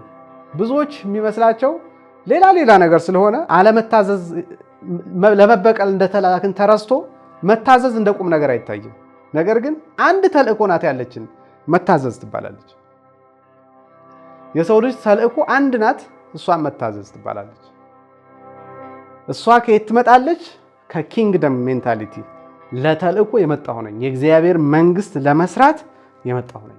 አለመታዘዝን በመታዘዝ ለመበቀል የመጣሁ ነኝ። ጦርነት አለብኝ፣ ጦርነቱ ደግሞ ያለመታዘዝ ልጆች አሉ፣ ከነሱ ጋር ነው የምዋጋው፣ እኔ የመታዘዝ ልጅ ነኝ ብለን ካልተነሳን ብዙ ተልእኮ ለራሳችን ልንሰጥ እንችላለን። በጣም ሰፊና ውስብስብ ተልእኮ ውስጥ ልንገባ እንችላለን። አላስፈላጊ ጥልፍልፎች ውስጥ ልንገባ እንችላለን እና ይሄ ከኤደን ገነት ሲን ባጭሩ ኤደን ገነት ላይ ስለተከናወኑ እግዚአብሔር የሰጣቸው ተልእኮች፣ የሰው ልጅ ወደቀበት መንገድ ወዘተ እንዴት ከመታዘዝ ጋር እንደሚያያዙ አሰናስለን ካየነው ዛሬም የምንኖረውን ህይወት በደንብ ዲፋይን እንድናደርግ አሁን እዛ ቦታ ላይ ብዙ ነገር ተጠቅሷል። አይታችኋል። ከእንስሳት ጋር ያለ ግንኙነት፣ ከአመጋገብ ጋር ያለ ግንኙነት፣ ከባልና ሚስት ጋር ያለ ግንኙነት፣ እነዚህ ሁሉ ለእግዚአብሔር መንግስት ተልእኮ የመጣነን የሚለውን ሚስ ከማድረግ የመጡ እንትኖች ናቸው፣ የመጡ ጥፋቶች ናቸው። በአዳምና በሔዋን መካከል የተፈጠረው ክፍተት፣ በእንስሳትና በእንስሳት መካከል የተፈጠረው ክፍተት፣ በእንስሳትና በሰው መካከል የተፈጠረው ክፍተት፣ ሰው ከራሱ ጋር የፈጠረው ክፍተት በሙሉ ተልእኮን ከመዘንጋት የመጡና አመጋገብ ጋር በመጣ ቴምፕቴሽን በመጣ ራስን የመግዛት ችግር፣ አመጋገብ ስላችሁ በዛን ሰዓት ላይ ሊትራሊ ከወሰዳችሁት ምግብ የሚበላውን ብቻ ማለት ነው። አሁን ግን ከዛም ያልፋል።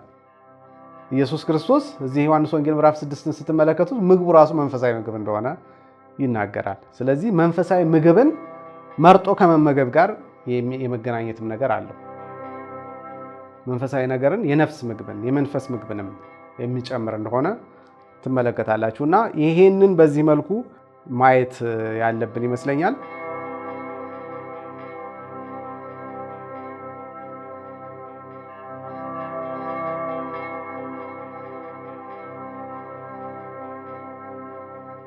እባቡ እውነተኛ እባብ ይሄ የምናውቀው ተፈጥሯዊ እባብ ነው ወይስ ምንድን ነው? ሔዋንን እንትን ያላት መጥቶ ያሳሳታት የሚለው ብዙ ሰው የሚጠይቀው ጥያቄ ነው። ምክንያቱም አሁን ያለው እባብ እንደምናውቀው አንደኛ አያወራም፣ ሁለተኛ ለማሳሳት የሚሆን ሉክም አይደለም ያለው። ቆንጆ ነገር ቢሆንም ግን ሔዋንን የሚያክል ሰውን ሊያሳስት የሚችል አይደለም እና በሚለው ሀሳብ ሰው ብዙ ጥያቄ ይጠይቃል። ግን ይህንን መጽሐፍ ቅዱስ የሚለውን ሀሳብ ማየት የተወሰነ ፍንጭ ይሰጠናል ብዬ አስባለሁ። እሱም ምንድን ነው? እግዚአብሔር አምላክ መጥቶ ዕፀ በለሱን እንደበሉ ባወቀ ጊዜ እንዴት በላህ ብሎ አዳም ሲጠይቀው ሚስቴ ረዳት ትሆን ብላ የሰጠኝ ሚስቴ አሳሳተችኝ እና ሰጠችኝ እና በላሁ አለ። እሷ ስትጠይቅ ደግሞ እባብ አሳተኝ እና በላሁ አለች እና መጥቶ እግዚአብሔር እባብን እንደዚህ ረገመው። ምን ብሎ ነው የረገመው? ይህንን ስላደረግ ከምድር እንስሳት ወይም አራዊት ሁሉ ተለይተህ የተረገምክ ትሆናለህ፣ በሆድህ ትሄዳለህ፣ አፈር ትበላለህ ብሎ ሲረግመው ትመለከታላችሁ። እነዚህ የሚሰጧችሁ ነገር ምንድን ነው? አንደኛ እባብ ተብሎ እዛ ቦታ ላይ የተጠቀሰው እንስሳ በሆዱ የማይሄድ አፈር የማይበላ እርጉም ያልሆነ እንስሳ ነበር ማለት ነው። አንደኛ ፍጡር ነበር ማለት ነው። ያ ብቻ ሳይሆን እባብ ግን እግዚአብሔር ከፈጠረው ፍጥረት ሁሉ እጅግ ጠቢብ እንደነበር ብልህ እንደነበር ይናገራል። ስለዚህ ከመረገሙ በፊት የነበረ በጣም ብልህ የሆነ ከሁሉም ፍጡር በላይ ብልህ የነበረ ወይም ማስተዋይ በጣም ዋይዝ የነበረ በሆዱ የማይሄድ which means እግር ያለው አፈር የማይበላ which means ሌሎች እጽዋትን የሚበላ ፍጡር እንደነበረ ማየት ይቻላል። አሁን እግዚአብሔር ሲረግመው እነዚህን እርግማኖች የምን መገለጫ ናቸው ስትሉ ወደ ሬፕታይል ትሆናለህ ነው ያለው ማለት ነው በሌላ አማርኛ። በፊት ሬፕታይል አልነበረም ማለት ነው ባጭሩ። እነዚህኞቹ የሬፕታይል ባህሪያት ናቸው። ሬፕቲሊያንስ ናቸው ይህንን የሚያደርጉት። አፈር የሚበሉት በሆዳቸው የሚሄዱት እንደዚህ ሬፕቲሊያንስ ናቸው። እሱ ወይም ገበሉ አስተኒ ያልኳችሁ ናቸው። እሱ ገበሉ አስተኒ ካቴጎሪ ውስጥ አልነበረም። በሆዱ የሚሳቡ ፍጡራን ካቴጎሪ ውስጥ አልነበረም። ሌላ አይነት ፍጡር ነበር ማለት ነው። ምን አይነት ፍጡር እንደነበረ ግን አልተገለጸም። ለምን ግን እግዚአብሔር የሬፕቲሊያንስ እነዚህ የገበሉ አስተኒዎች በሆዳቸው የሚሄዱ እንስሳት ካቴጎሪ ውስጥ መደበው ስንል ቅድም ካነሳነው ሀሳብ ጋር ይገናኛል። የወደቀው ኪሩብ ሪፕሬዘንቴሽኑ ምሳሌው ሬፕቲሊያንስ ናቸው። በእነሱ ነው የሚወከለው። በእነሱ የሚወከለው ኪሩብ ሀሳብ ደግሞ በእባብ ውስጥ ሆኖ ሴቲቱን አስቷል፣ ሔዋንን አስቷል። ስለዚህ ያሳተለትን ወይም የተሸከመውን ሀሳብ የዛኛውን ኪሩብ መልክ የሚወክሉትን ገበሉ አስተኒዎች እንዲመስል ነው የተረገመው ማለት እንችላለን። ያኛው ኪሩብ ገበሉ አስተኒ ይመስል እንደነበረ በእባብ አሁን ባለው እባብ ይመስል እንደነበረ መጽሐፍ ቅዱስ ይናገራል። የቀደመው እባብ ይለዋል። ለምሳሌ እባብ በተንኮሉ እንዳሳታት ሔዋንን እንደዚህ ይላል እና አንድም ሁለትም ስለሆነ ነው ነገሩ ትንሽ ኮንፊውዥን የሚፈጥረው። ሔዋንን ያሳታት እንስሳው ሳይሆን ሀሳቡ ቢያንስ የእንስሳው አይደለም፣ የሰይጣን ሀሳብ ነው። ሀሳቡ የሰይጣን ነው ግን ተውሶት ሊሆን ይችላል ወይም ማሳምኖት ሊሆን ይችላል። ምክንያቱም አሁን የምናውቀው እባብ ኮሚኒኬት አያደርግም ማለት ያኛው እባብ ኮሚኒኬት አያደርግም ማለት አይደለም። ኮሚኒኬት ያደርጉ ነበር ሲጀምር እንስሳት። ለምሳሌ አዳም ለእንስሳት ሁሉ ስም አወጣላቸው ይላል። ፐርፐስ ሰጣቸው ማለት ነው። ለህይወት ትርጉም ሰጣቸው ማለት ነው። እንዴት መኖር እንዳለባቸው አመራር አቅጣጫ አስቀመጠላቸው ማለት ነው። ያ ማለት አዳምና እንስሳቱ ይነጋገሩ ነበር ማለት ነው። በምንድን ነው የሚነጋገሩት? የግዴታ በቃል መሆን አይጠበቅበትም። ብዙ አይነት መንፈሳዊ እንትኖች አሉ፣ ተሰጥኦዎች አሉ። ዛሬ ያሉት እንስሳት ራሱ የተወሰነ ከሰው ጋር ይግባባሉ። ታውቃላችሁ፣ ለምሳሌ የሰውን ፍርሃት ከሰውየው ሽታ ፒክ ማድረግ የሚችሉ እንስሳት አሉ። ውሻ ያንን ማድረግ ይችላል። ጅብ ያንን ማድረግ ይችላል። ቶት ማንበብ የሚችሉ እንስሳት አሉ። እና እንግዲህ ይሄ አሁን ላይ ያመቆሙ የሰውን ልጅ ከነበረው ከፍታ መውረዱ ነው እንጂ የሚያሳየው እንስሳት ኮሚኒኬት አለማድረጋቸውን አያሳይም። እና በቃል ላይሆን ይችላል የተነጋገሩት የግዴታ የሆነ ሰም ካይንድ ኦፍ ምንድነው ቴሌፓቲክ እንትን ሊሆን ይችላል፣ ንግግር ሊሆን ይችላል ያደረጉት። ኦኬ ሐሳብ ለሐሳብ ሊሆን ይችላል ያወሩት ወዘተ። እና ግን ዞሮ ዞሮ ሔዋንን አሳታት የተባለው እባብ እንደ እንስሳም ብትመለከቱት ቀላል እንስሳ አይደለም። እንደዚህ እንደምታስቡት አይነት እንስሳ አይደለም። ይሄኛው የምታውቁት እባብ አይደለም። ከሁሉም እግዚአብሔር ከፈጠራቸው ፍጥረታት በሙሉ ጠቢብ እንደነበረ ይናገራል። እንዳሁኑ እባብ በሆዱ የሚሄድ አልነበረም። እንዳሁኑ እባብ አፈር የሚበላ እንስሳ አልነበረም። ለየት ያለ በጣም ውብ የሆነ ፍጡር እንደነበረ ግልጽ ነው። ሁለተኛ የቀደመው እባብ ተብሎ ሰይጣን ራሱ ተጠቅሷልና የሰይጣንን ሐሳብ የተሸከመም እንደነበረ ደግሞ ለማወቅ አይከብድም። ከዛ ሲረገም ወደዚህ በሆዳቸው ወደሚሳቡት አይነት ሬፕቲሊየንስ መልክ ስለሆነ እንዲቀየር የተነገረው እባብ አሁን ያለው እባብም ሬፕታይል ስለሆነ የሰይጣንን ሐሳብ ኢንተርቴን በማድረጉ መጀመሪያ እሱ ነው የሳተው ማለት ነው። እና ስቶ በማሳቱ ምክንያት ወደዚህ አይነት መልክ እንደተቀየረ የኛ የተረገመውን እባብ ስለምናቅ ነው አሁን ኮንፊውዥን የሚፈጥርብን እንጂ በጣም ፓወርፉል የነበረ ቢይንግ እንደነበረ በተወሰነ መልኩ መጽሐፍ ቅዱስ ፍንጭ ይሰጠናል ብዬ አስባለሁ።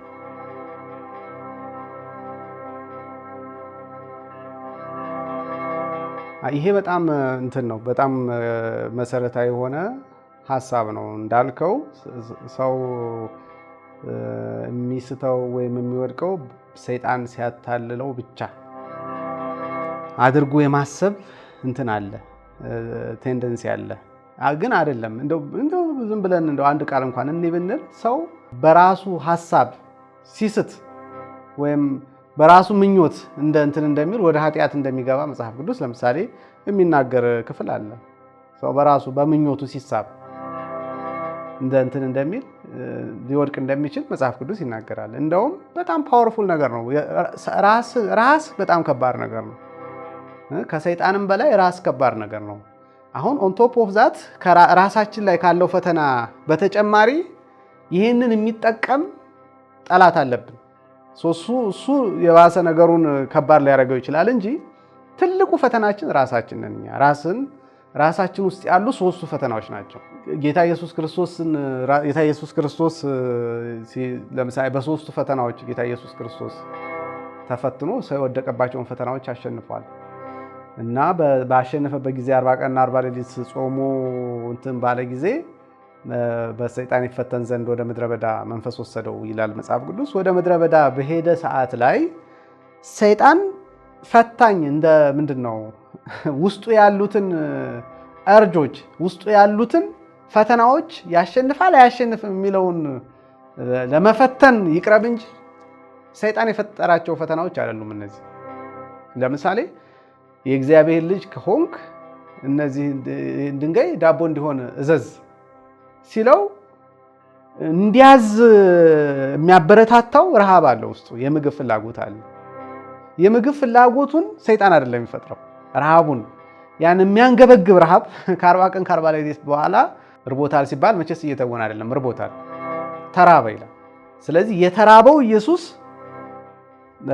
ረሃቡ ፈተና ነው ማለት ነው፣ የራሱ ፈተና ነው፣ በውስጡ ያለ ፈተና ነው እና ሰይጣን አይደለም የፈጠረው ያንን ፈተና። ድንጋይ እንዲሆን እዘዝ ብሎ ይበለው እንጂ ሰይጣኑም ባይኖር መጥቶ ባይጠይቀውም ያ ፈተና ውስጡ የለበትም ማለት አይደለም። ድንጋይን ወደ ዳቦ ቀይሮ የመብላት ፍላጎት ውስጡ ሊኖር ይችላል ኤኒ ታይም። የእግዚአብሔር ልጅ ከሆንክ ራስን ከእንትን ላይ ወርውር፣ ከመቅደስ ላይ ወርውር፣ ምክንያቱም መላእክቱን ስላንተ ያዛቸዋል፣ እግርህን በድንጋይ እንዳትሰናከል በእጆቻቸው ያነሱሃል ተብሎ ተጽፏል። ሄልፐርስ አሉ እና ራስን ወርውር። አዳም እኮ ሄልፐሩ ላይ ራሱን ስለወረወረ ነው የወደቀው። ገብታችኋል? እግዚአብሔር እኔን ስማ እንጂ ሚስትን ስማ አላለው እና አዳም ሄልፐሩ ላይ ተወርውሮ ነው ራሱን እንትን ያለ የጣለው። ረዳት ሆና የተሰጠችው ሚስቱ እንካ ለጥበብ መልካም የሆነ ለዓይንም መልካም የሆነ ፍሬ ብላ ባለችው ጊዜ ነው እግዚአብሔር አምላክ አልፈታተነውም። አትብላ ብሎኛል አልበላም አላለም። ኢየሱስ ግን ምን አለ? ጌታ አምላክህን አትፈታተነው ተብሎ ተጽፏል። ኦኬ በቃ አሁን ደግሞ ይሄ መንግስት በሙሉ ለኔ ተሰጥቶኛል፣ የምድር መንግስታት። እውነቱን ነው ውሸቱን ያለው? እውነቱን ነው። የምድር መንግስታት ገዢ ነው ሰይጣን እና ተሰጥቶኛል እና ወድቀህ ብትሰግድልኝ ለአንተ ሰጥሃለሁ፣ እኔም ብትሰማኝ እኔም ብትታዘዘኝ ለአንተ ሰጥሃለሁ አለው። ይሄ አይፈትንም እንዴ? ይፈትናል። አዳም የወደቀው እኮ በዚህ ነው። እግዚአብሔር መምሰል የምትችልበት ቁልፍ እነሆ እንካ፣ ብቻ እኔን ስማኝ፣ እኔን ታዘዘኝ፣ እኔ ያልኩህን አድርግ። ያንን ካደረግ ገዢ ትሆናለህ፣ እንደ እግዚአብሔር ትሆናለህ ሲለው እሺ ብሎ ተቀብሎ ነው የበላው። ይሄኛው ግን ኢየሱስ ሁለተኛው አዳም ኢየሱስ ክርስቶስ ግን ወድቀህ ብትሰግድልኝ መንግስታትን እሰጥሃለሁ ሲለው ለጌታ ለአምላክህ ስገድ፣ እሱን ብቻ አምልክ ተብሎ ተጽፏል አለው። በዛን ጊዜ ሰይጣን ተወው ይላል እና ሰይጣን ጋር አይደለም ጦርነቱ። ምንድን ነው አሁን? ኢየሱስን እኮ ሰይጣን ምንም አላደረገውም ማለት ሊገለው አልሞከረም። የረሃብ ስሜትን በውስጡ ሊፈጥር አልሞከረም። ሂ ካንት ዱ ዛት። ያንን የማድረግ አቅም የለውም ሰይጣን። ኦኬ ሰው ውስጥ ያንን የመፍጠር አቅም የለውም። የረሃብ ስሜት የመፍጠር የተለያዩ ፈታኝ ስሜቶችን የመፍጠር አቅም የለውም። አታክ የማጥቃት አቅም የለውም። ያንን ማድረግ አይችልም። እኛም ልጆች ነን፣ እሱም ልጅ። እሱ የወደቀ ልጅ ነው፣ እኛ ደግሞ ለመታዘዝ የመጣ ልጆች ነው። ስለዚህ አይታችሁታል። ፈተናው ውስጣችን ያለውን ያለመታዘዝ እርጅ በመታዘዝ ማሸነፍ ነው። በቃ ዛሴት ሰይጣን ሊያደርግ የሚችለው ውስጣችን ያለውን እንዳንታዘዝ ሊያደርገን የሚችለውን ውስጣችን ያሉትን ደካማ ቦታዎች እየፈለገ እነሱን ጥቆማ መስጠት። እንዲህ ብታረግ እኮ እንዲህ ይሆንልሃል፣ እንዲህ ባታረግ እኮ እንዲህ አትሆንም፣ እንዲህ እኮ የሆነው እንዲህ ስለሆነ ነው የሚል ሐሳብ ከማቀበል የዘለለ ሰይጣን ያን ሊያደርግ አይችልም። ሰው ትልቁ ፈተና ያለው እኛ ውስጥ ነው ማለት ነው። ይሄ ፈተና ግን የማደጊያችን ፈተና ነው። ጌታ ኢየሱስ ክርስቶስ ልክ ያንን ባሸነፈ ጊዜ መጽሐፍ ቅዱስ ምን ይላል? መላእክት ቀርበው አገለገሉት ይላል። መላእክት ቀርበው አገለገሉ፣ ሰገዱለት ማለት ነው። ወርሺፕ አደረጉት ማለት ነው። መላእክት መጥተው አያችሁ፣ ልክ ያንን ፈተና ባለፈ ጊዜ ወርሺፕ አደረጉት። ኢየሱስም በታላቅ ኃይል ተሞልቶ ከምድረ በዳ ተመለሰ። የእግዚአብሔር ክብር በሱ ላይ በኃይል መገለጥ ጀመረ። አጋንንት እየጮሁ መውጣት ጀመሩ። ሙታን መነሳት ጀመሩ። ሽባዎች መተርተር ጀመሩ። በሽተኞች መፈወስ ጀመሩ። ወንጌል በኃይል መሰበክ ጀመረ። የጌታ የእግዚአብሔር መንግስት በእኔ ላይ ነው፣ የእግዚአብሔር መንፈስ በእኔ ላይ ነው ያለው ከዛ ሲመለስ የጌታ የእግዚአብሔር መንፈስ በእኔ ላይ ነው፣ ለድሆች ወንጌልን ሰብክ ዘንድ እግዚአብሔር ቀብቶኛል ያለው ከምድረ በዳ በተመለሰ ጊዜ ነበር። ከምድረ በዳ የተመለሰው ግን ምን አድርጎ ነው? ራሱን አሸንፎ ነው የተመለሰው። ራስን ውስጥ ያሉትን እነዚህን ሶስት ፈተናዎች በመታዘዝ ማሸነፍ ዛሬም የእግዚአብሔር ልጆች ወሳኝ ተልእኮ ነው። ወሳኝ ሚሽናችን ይሄ ነው። ይህን ሚሽን ስናሸንፍ እግዚአብሔር በእኛ ላይ ይከብራል፣ ሰይጣን ይሸነፋል ማለት ነው።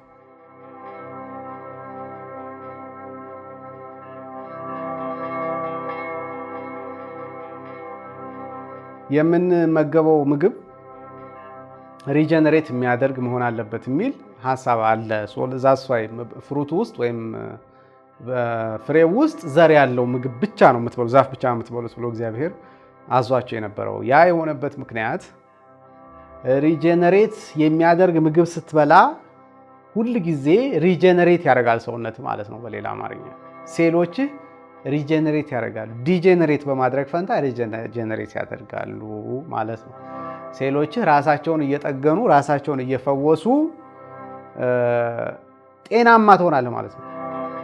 ያ ማለት ሰውነት ጤናማ ሲሆን ኢሞሽንህ ጤናማ ይሆናል።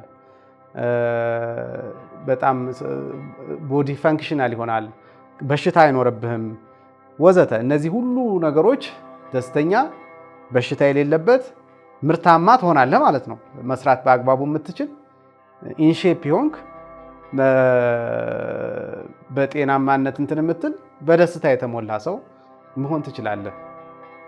እሱን ለማድረግ ለምንድን ነው የተፈለገው ብትሉ ስጋውን እግዚአብሔር የፈጠረው ሰውን በፈጠረው ቦዲ ውስጥ ሲያኖረው እግዚአብሔር የፈጠረው መቅደስ ነው። ይሄ ስጋ የእግዚአብሔር ዕቃ ነው ይሄ ስጋ። እኛ በአደራ ነው እዚህ ውስጥ ያለ ነው እና በአደራ የተሰጠንን ዕቃ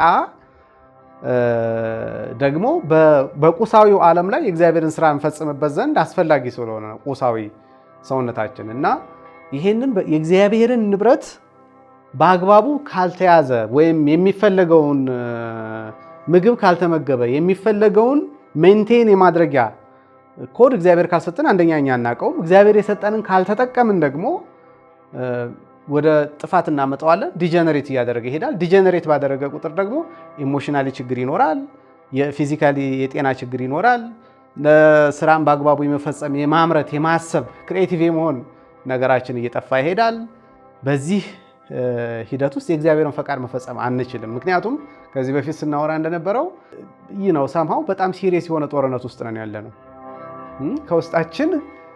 ውስጣችን የተቀመጠ በውጫችን ደግሞ በአመፀኛ ልጆች የተከበበ ዓለም ውስጥ ነን ያለ ነው እና ይሄንን ዊን አድርገን እንደ ታማኝ ወታደር ድል አድርገን የእግዚአብሔርን መንግስት በምድር ላይ ኢስታብሊሽ ለማድረግ ለመታዘዝን በመታዘዝ ለማሸነፍ በጣም ሲሪየስ የሆነ እንትን ያስፈልገናል። መንፈሳችንን መጠበቅ አለብን፣ ነፍሳችንን መጠበቅ አለብን፣ ስጋችንን መጠበቅ አለብን እና ይሄ ትእዛዝ ተሰጥቶ ነው። ሰይጣን ይሄንን ስለሚያውቅ ለማጥፋት የሞከረው የመጀመሪያው ነገር የምግብ ኮዳችን ነው። መጽሐፍ ቅዱስ ዮሐንስ ወንጌል ምዕራፍ 10 ላይ ሲናገር ምን ይላል? ሌባው ሊያርድ ሊሰርቅና ሊያጠፋ ነው የሚመጣው ይላል እንጂ ለሌላ አይመጣም። ተመልክታችሁታል? ሊሰርቅ ሊያርድና ሊያጠፋ ነው የመጣው። ሶስቱንም ቃሎች ስትመለከቱ ሊሰርቅ ማለት የራሱ ያልሆነውን ነው የሚወስደው። የራሱ ያልሆነውን ይወስዳል። ኦኬ፣ ከዛ እሱን ያበላሸዋል። አልቲሜትሊ ማጥፋት ነው ማለት ነው። ምን ማለት ነው? ኦሪጂናሊ እግዚአብሔር የፈጠረውን ፍጥረት መልኩን ማበላሸት ነው ሰይጣን የሚሰራው። አዲስ አይፈጥርም። መልኩን የማበላሸት ስራ ነው ትልቁ ተልእኮ እና በዚህ ዘመን አሁን ይሄ በጣም በትክክል እየተገለጠ ያለው እሱ ነው። እግዚአብሔር የፈጠራቸውን ፍጡሮች እግዚአብሔር ከፈጠረላቸው ዓላማ ውጪ የማድረግ ለምሳሌ ሞዲፊኬሽን ማስተካከያ ማድረግ የምግብ ምርታማነትን ለመጨመር በሚል የተለያዩ ነገሮችን ኢንሃንስ ለማድረግ በሚል እንስሳት እንትናቸው እየተቀየረ ነው። ኦኬ፣ ውቅራቸው እየተቀየረ ነው። እጽዋት ውቅራቸው እየተፈጠረ ነው። ፍሩቶቻችን የምንበላቸው ፍሩቶች ከጊዜ ወደ ጊዜ እየተቀየሩ ነው። የምንበላቸው እንስሳት ስጋቸው ከጊዜ ወደ ጊዜ እየተቀየረ ነው። ቅድም ደግሞ እንዳልከው አርቲፊሻል የሆነ ስጋን ፕሪንት ማድረግ ለምሳሌ ሁላ እየሞከሩ ነው ያሉት።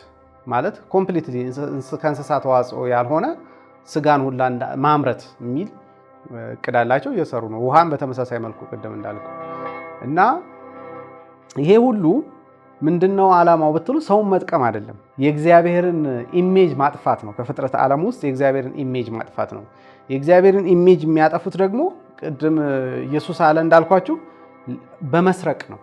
በመስረቅ የሚሰረቀው እንዴት ተደርጎ ነው? አታለህ ነው የምትሰርቀው አይደል? አታለህ ፎልስ ፕሮሚስ ትሰጣለህ። ምን ማለት ነው? 5 ኩንታል የሚመረት የነበረውን 50 ኩንታል እንዲመረት አደርገዋለሁ ብለህ ሞዲፋይ ላድርገው ብለህ ታታልላለህ። ምርታማነትን ፕሮሚስ ታደርጋለህ፣ ግን ዓላማው ማጥፋት ነው። ሰይጣን ይሄን አይደለም እንደ ያደረገው ለሔዋን ምንድን ነው ያላት?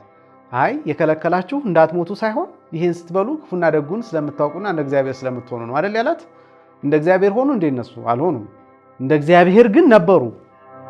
በራሳቸው ዊላቸውን ኤክሰርሳይዝ አድርገው እንደ እግዚአብሔር ሊሆኑ እግዚአብሔር አክብሯቸው ሳለ ግን በሰይጣን የተሳሳተ ተስፋ ተታለሉና የእግዚአብሔርን ኢሜጅ እንዲያጠፋ ፈቀዱለት። አሁንም የሰው ልጅ በተሳሳተ ተስፋ ምርታማነትን ተስፋ እያደረገ ጤናማነትን እያጣ ነው። አያችሁ፣ ሪጀነሬት የሚያደርጉ ምግቦች እየጠፉ ዲጀነሬት የሚያደርጉ ምግቦች እየተሰሩ ነው። ሰው ክሪኤቲቪቲው እየጠፋ ነው። ሰው ፊዚካል እንትኑ እየጠፋ ነው። የሰውነት ጤናውን እያጣ ነው። ኢሞሽናሊ ዲፕሬሽን በከፍተኛ ሁኔታ እየተስፋፋ ነው። ምክንያቱም ሴሎች ዲጀነሬት እያደረጉ ነው ያሉት። ጤናማ እድገታቸውን ጠብቀው ሲበላሹ ራሳቸውን በራሳቸው አክመው አስተካክለው አይሄዱም እንጂ የሰው ሰውነት ምንም ሐኪምም ምንም የሚያስፈልገው አይደለም። በራሱ እግዚአብሔር ሲፈጥረው ራሱን በራሱ ባላንስ እያደረገ ራሱን በራሱ ሪጀነሬት እያደረገ የሚፈልገውን ስራ ፈጽሞ እንዲሄድ የተፈጠረ ነው። ኦል ዲስ ጥፋት የተፈጠረው የሰው ልጅ በውሸት ተስፋ እግዚአብሔር የሰጠውን መብት አሳልፎ ስለሰጠ ነው። እግዚአብሔር የሰጠውን ነገር ስላልጠበቀ ነው። ግን እግዚአብሔር ለሰው ልጅ ምንድን ነበር የሰጠው? ገነትን ያበጃት ዘንድ ይጠብቃትም ዘንድ ነው የሰጠው። ስለዚህ መጠበቅ የሰው ልጅ ተልእኮ ነው። አሳልፎ መስጠትና እንዲፈነጭበት ጠላት ማድረግ ደግሞ ከተልእኮ መጉደል ነው ማለት ነው። አሁን ከምግብ አልፎ የሰውን ተፈጥሮ ራሱ ላልተፈለገ ዓላማ ወደ መዋል እየተሄደ ነው።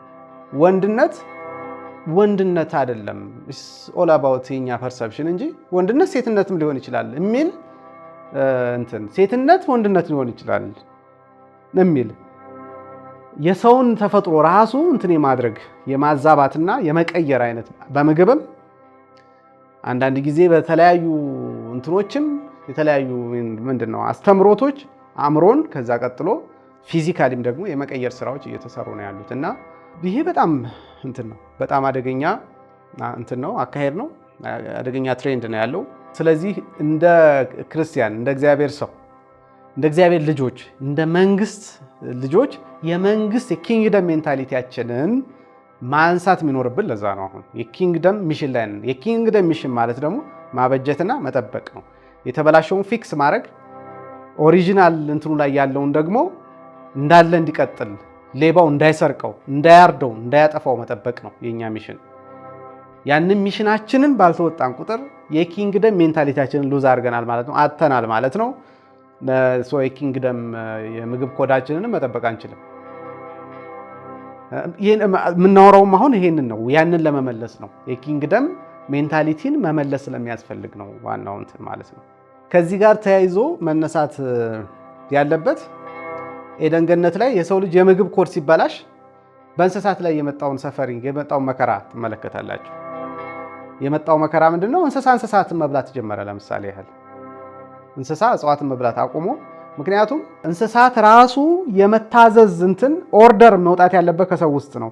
የሰው ኦርደር ሲበላሽ የእንስሳት ኦርደርም ተበላሸ። ለምን? ለአዳም እኮ ለእንስሳት ስም ያወጣላቸው አዳም ነው። ለእንስሳት ስም ያወጣላቸው ማለት ለእንስሳት ፐርፐዝ ሰጣቸው ማለት ነው። ተልእኮ ሰጣቸው ማለት ነው። ስም ተልእኮን ይይዛል። ይሄ መጽሐፍ ቅዱሳዊ ነው። ለምሳሌ አብርሃምን አብርሃም ብሎ ሲቀይረው፣ ሶራን ሳራ ብሎ ሲቀይራት ወዘተ፣ ያዕቆብን እስራኤል ብሎ ሲቀይረው እግዚአብሔር ማንነታቸውን እየለወጠው ነበር አይደለም? አብርሃም ማለት አባት ወይም ትልቅ አባት ማለት ነው። አብርሃም ማለት የአሕዛብ አባት የምድር አሕዛብ አባት ማለት ነው። ስለዚህ እግዚአብሔር ሚሽን ነው በስም ውስጥ የሚያስቀምጠው ማለት ነው። አዳምም ተመሳሳይ ነገር ነበር የሚያደርግ የነበረው። ልክ አዳም ከኦርደር ሲወጣ እንስሳትም ከኦርደር ወጡ። አንበሳ አጋዘንን መብላት ጀመረ ማለት ነው። ነብር ምንድነው ስሙ ሚዳቋን መብላት ጀመረ ወዘተ። እንደዚህ ተጀመረ ማለት ነው። ያንን ለምንድን ነው የሚያደርጉት? ወደው ነው የሚያደርጉት ብትሉ አይደለም፣ ወደው አይደለም የሚያደርጉት። they are all suffering። ሁሉም ሰፈር እያደረጉ ነው። በቃ ኢማጂን አንድ ሲን አስቡ። አንድ አቦ ሸማኔ 3-4 ልጆች ወልዳ ጥቅጥቅ ባለ ውስጥ ሳር ውስጥ ምንም አይነት እንስሳ በሌለበት ውስጥ ልጆቿ እሷን ምግብ አትበላም፣ ለልጆቿ የምታበላቸው የለም፣ ጡቷ ደርቋል፣ ልጆቿ የሚጠቡት እያጡ ሊሞቱባት ነው በረሃብ። እሷን በረሃብ ትዳክማለች። አለፍ ብሎ ደግሞ የሆነ ቦታ ላይ አንዲት ሚዳቋ ወር ድኩላ ልጆች ወልዳ አንድ ልጅ ወር ዋቴቨር ወልዳ ገና በእግሯ መሄድ ያልጀመረች ልጅ ድክ የምትል ልጅ አለቻት። ያቺ አቦ ሸማኔ ሊሞቱ ያሉ ልጆቿን ይዛ ማንትታ ምግብ አገኛለሁ በሚል ተስፋ ያለከለከች እንደምንም እግሯን እየጎተተች ስትሄድ ያቺ ሚዳቋ ደግሞ ልጅ ወልዳ እሷን በማጥባት ላይ ያለች ተገናኙ። አሁን እንደ ባለ አእምሮ ፍረዱ። የሚዳቋ ልጇን ማትረፍ አለባት፣ አቦ ሸማኔውም ልጇን ማትረፍ አለባት። አንዱ ለመኖር አንዱ መሞት አለበት ማለት ነው። አያችሁ ምን አይነት ኪዮስ እንደፈጠረን በምድር ላይ የሰው ልጅ ምን አይነት ኪዮስ እንደፈጠረ። የሰው ልጅ ከእግዚአብሔር ዲቫይን ኦርደር ሲወድቅ ምን አይነት ኪዮስ እንደተፈጠረ ተመልከቱ። ሁለቱም ያሳዝናሉ። ሁለቱም መኖር አለባቸው፣ ግን አንዱ ለመኖር አንዱ መሞት አለበት። እንደዚህ አይነት ኪዮስ ነው የተፈጠረው ማለት ነው። እና መጽሐፍ ቅዱስ ሮሜ ምዕራፍ 8 ላይ ይመስለኛል ምን የሚል አለ? የፍጥረት ናፍቆት የእግዚአብሔር ልጆች መገለጥ ይጠባበቃል ይላል። እና ፍጥረት ለከንቱነት ተገዝቷል። እና ፍጥረት ለከንቱነት የተገዛው በፈቃዱ ሳይሆን በተስፋ ነው የተገዛው ይላል። ፍጥረት ለከንቱነት ተገዝቷል። ግን የፍጥረት ናፍቆት የእግዚአብሔር ልጆች መገለጥ ነው፣ መጠባበቅ ነው ሲል እኮ የእግዚአብሔር ልጆች መገለጥ የሚለው እኛን ማለት ነው። እኛ ፍጥረት ዓለሙን የተበላሸውን ፍጥረት ዓለም ወደ ኦርደር ስናመጣው ማየት ይናፍቃል፣ ይጓጓል እና በዛ ህግ ነው የሚኖረው ፍጥረት ዓለሙ ይላል። እና ይሄንን ሲያስቡት አንድ ሚዳቆ ይሄ ሁሉ በአውሬ በተከበበ ምድር ላይ እየኖረች ስቲል ልጅ ለመውለድ ዊሊንግነስ አላት። ያንን ዊል ከምን አመጣችሁ ስትሉ ከተስፋ ይላቸዋል ሐዋርያው ጳውሎስ። ያ ተስፋ ምንድነው? አንድ ቀን የእግዚአብሔር ልጆች ይገለጡና ምድር የተበላሸችው ምድር ወደ ኦርደር ትመለሳለች ብለው ተስፋ ያደርጋሉ። ደመ ነፍሳዊ ተስፋ አላቸው። ለዛ እኮ ነው አሁን አንድ ያልኳችሁ አንድ ሳርበል ሚዳቋ አንድ ነብር ቢመጣባት ልጇ ከመበላቷ በፊት ራሷን አሳልፋ ትሰጣለች። እንደዚህ አይነት ቪዲዮዎች አይታችሁ ሊሆን ይችላል። እና ልጇን ከመበላቷ በፊት ራሷን አሳልፋ የምትሰጠው ለምንድን ነው? የእኛ ሚሽን ተመልከቱ። እነሱ በደመ ነፍስ እኛ ነው ተስፋ የሚያደርጉት። ያ ኦርደር እንዲመለስ ይፈልጋሉ። ያ ኦርደር የሚመለሰው ደግሞ ሰው ወደዛኛው ወደ ኦሪጂናል ማንነቱ በተመለሰ ጊዜ ነው።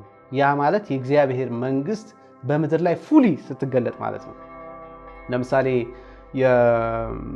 የኢሳይያስ ትንቢት ምዕራፍ 11 ላይ ምን የሚል ቃል አለ? ከእሴይ ግንድ በትር ይወጣል፣ ከስሩም ቁጥቋጦ ያፈራል።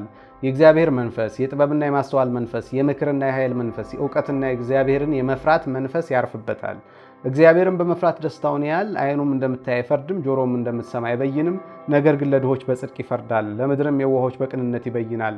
በአፉም በትር ምድርን ይመታል፣ በከንፈሩም እስትንፋስ ክፉዎችን ይገድላል።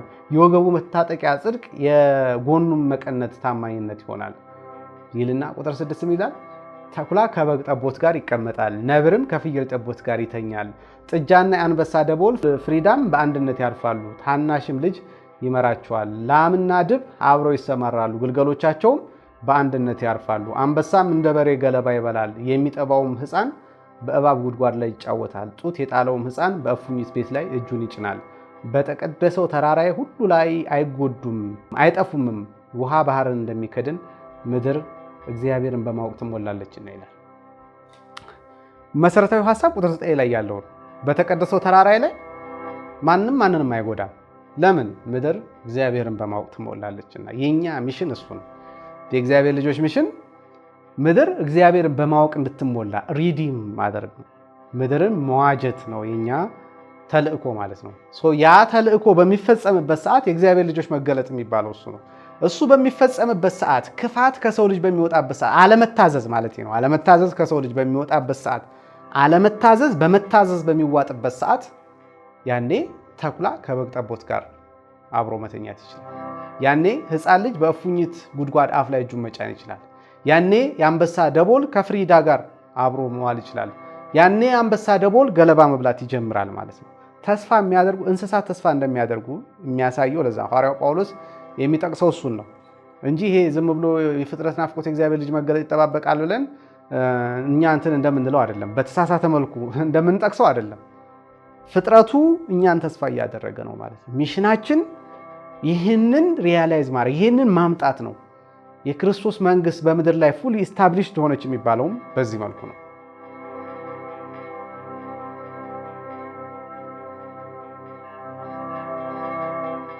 አሁን ያነሳው ጥያቄ አራቱ ተዎች ብለ ያነሳው ጥያቄ ያለና በአዳምና ሔዋን ተያዩ፣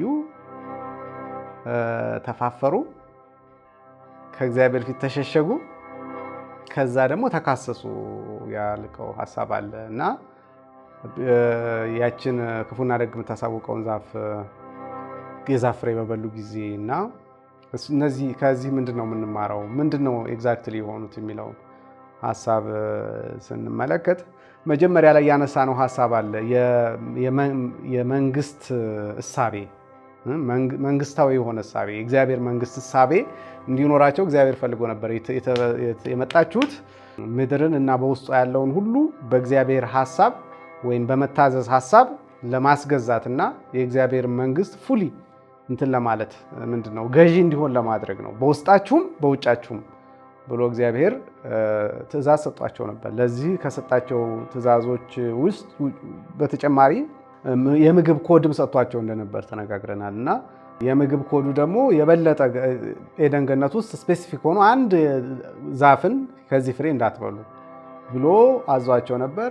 ከዛ በሰይጣን ወይም በእባቡ ሐሳብ ተታለው በበሉ ጊዜ መጽሐፍ ቅዱስ ራቁታቸውን ሆኑ አይልም፣ ራቁታቸውን ነበሩ ነው የሚለው። ራቁታቸውን ነበሩ ኦልሬዲ ማለት ነው። ራቁታቸውን ነበሩ፣ ነገር ግን ምን አይሉም ነበር? አይተፋፈሩም ነበር። አሁን በበሉ ጊዜ ተፋፈሩ ማለት ነው። ቁጥር 25 ላይ ስትመለከቱ ምዕራፍ 2 አዳምና ሚስቱ ሁለቱም ራቁታቸውን ነበሩ፣ አይተፋፈሩም ነበር ይላል። ስለዚህ ራቁታቸውን ነው የተፈጠሩት፣ ግን አይተፋፈሩም ነበር።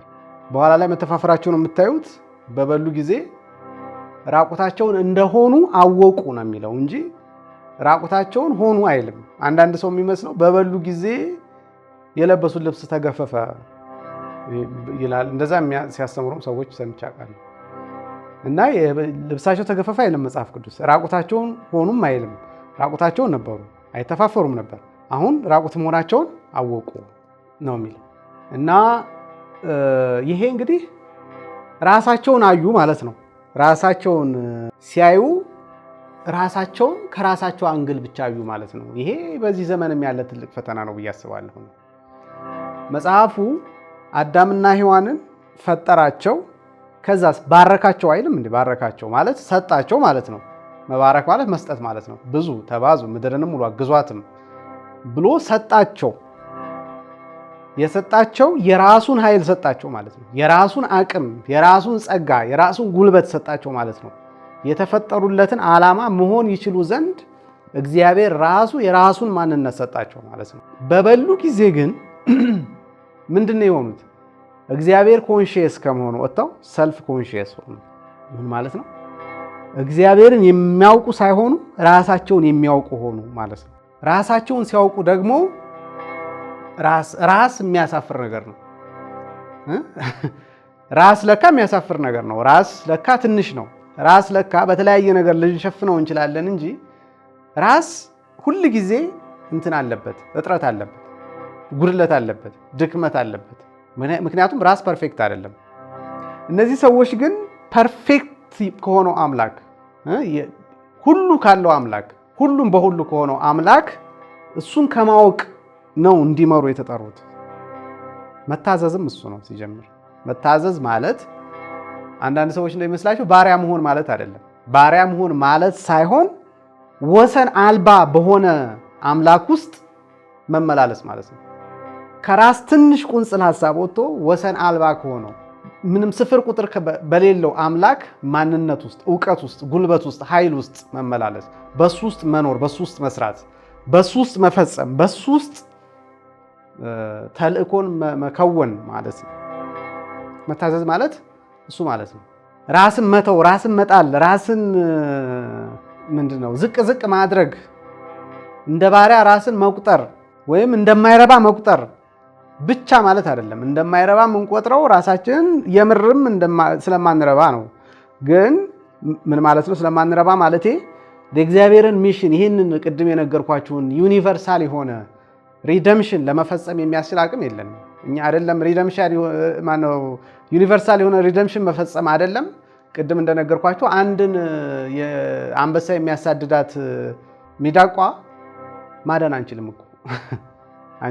አንድን ሚዳቋ ከአንድ አንበሳ ማዳን አንችልም። ሌት ያለውን ፍጥረት ዓለሙን በሙሉ ዋጅተን ወደ ፍጽምናና ወደ እረፍት ወደ ሰላም መመለስ አይደለም።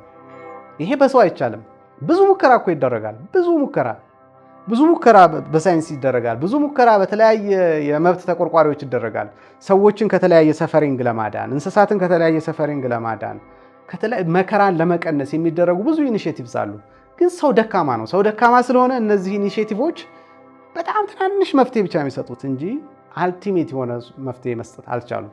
እግዚአብሔር እኛን የጠራን ግን ዩኒቨርሳል የሆነ መፍትሄ ፍጥረተ ዓለሙን የሚንቀሳቀሱትንም የማይንቀሳቀሱትንም እጽዋቱን፣ እንስሳቱን፣ ፕላኔቶችን፣ ከዋክብትን ሁሉ ከጥፋት ለመዋጀት ነው የተጠራ ነው። ይሄ አቅም በሰው አይቻልም። በመታዘዝ ውስጥ ግን ይቻላል። በእግዚአብሔር ውስጥ ራስን በመጣል ራስን በእግዚአብሔር ሐሳብ ብቻ ወይም እግዚአብሔር ኮንሺየስ ብቻ በመሆን እግዚአብሔርን ለማወቅ ብቻ ራስን አሳልፎ በመስጠት። ስለዚህ አዳምና ሔዋን የነበራቸው እግዚአብሔርን የማወቅ እውቀት ነበር የነበራቸው። በበሉ ጊዜ ግን ክፉና ደጉን አወቁ። ክፉና ደጉን አወቁ ማለት ሚዛናዊ ሆኑ ማለት ነው። በሌላ አማርኛ ሚዛን ጀመሩ። ሚዛን ሲጀምሩ ሚዛን ከምንድን ነው የሚመዘነው? ከራስ አንጻር ነው አይደለ? እንትን አለው እኮ ሚዛን ሲመዘን ስታንዳርድ እንትን አለው፣ መለኪያ አለው። ለምሳሌ ክብደትን ለመለካት ኪሎግራም አይደለ? እንትኑ ስታንዳርዱ በኪሎ እንትን ትላለች፣ በኪሎ ግራም እና በሱ ስብርባሪ እንትኖች ማለት ነው። መለኪያ እንትኖች ሚዛኖች ትለካል። ስታንዳርድ አለ ማለት ነው። እነዚህ ሰዎችም ስታንዳርዳቸውን ራሳቸውን አደረጉ። ዕፀ በለሱ የፈጠረላቸው ምንድን ነው? ሰልፍ ኮንሺየስ እንዲሆኑ፣ ሰልፍ አዌርነስ እንዲኖራቸው። ከራሳቸው ሚዛን አንጻር ነገሮችን ሲመዝኑ የመጀመሪያ የተሰማቸው ስሜት ሀፍረት ነው።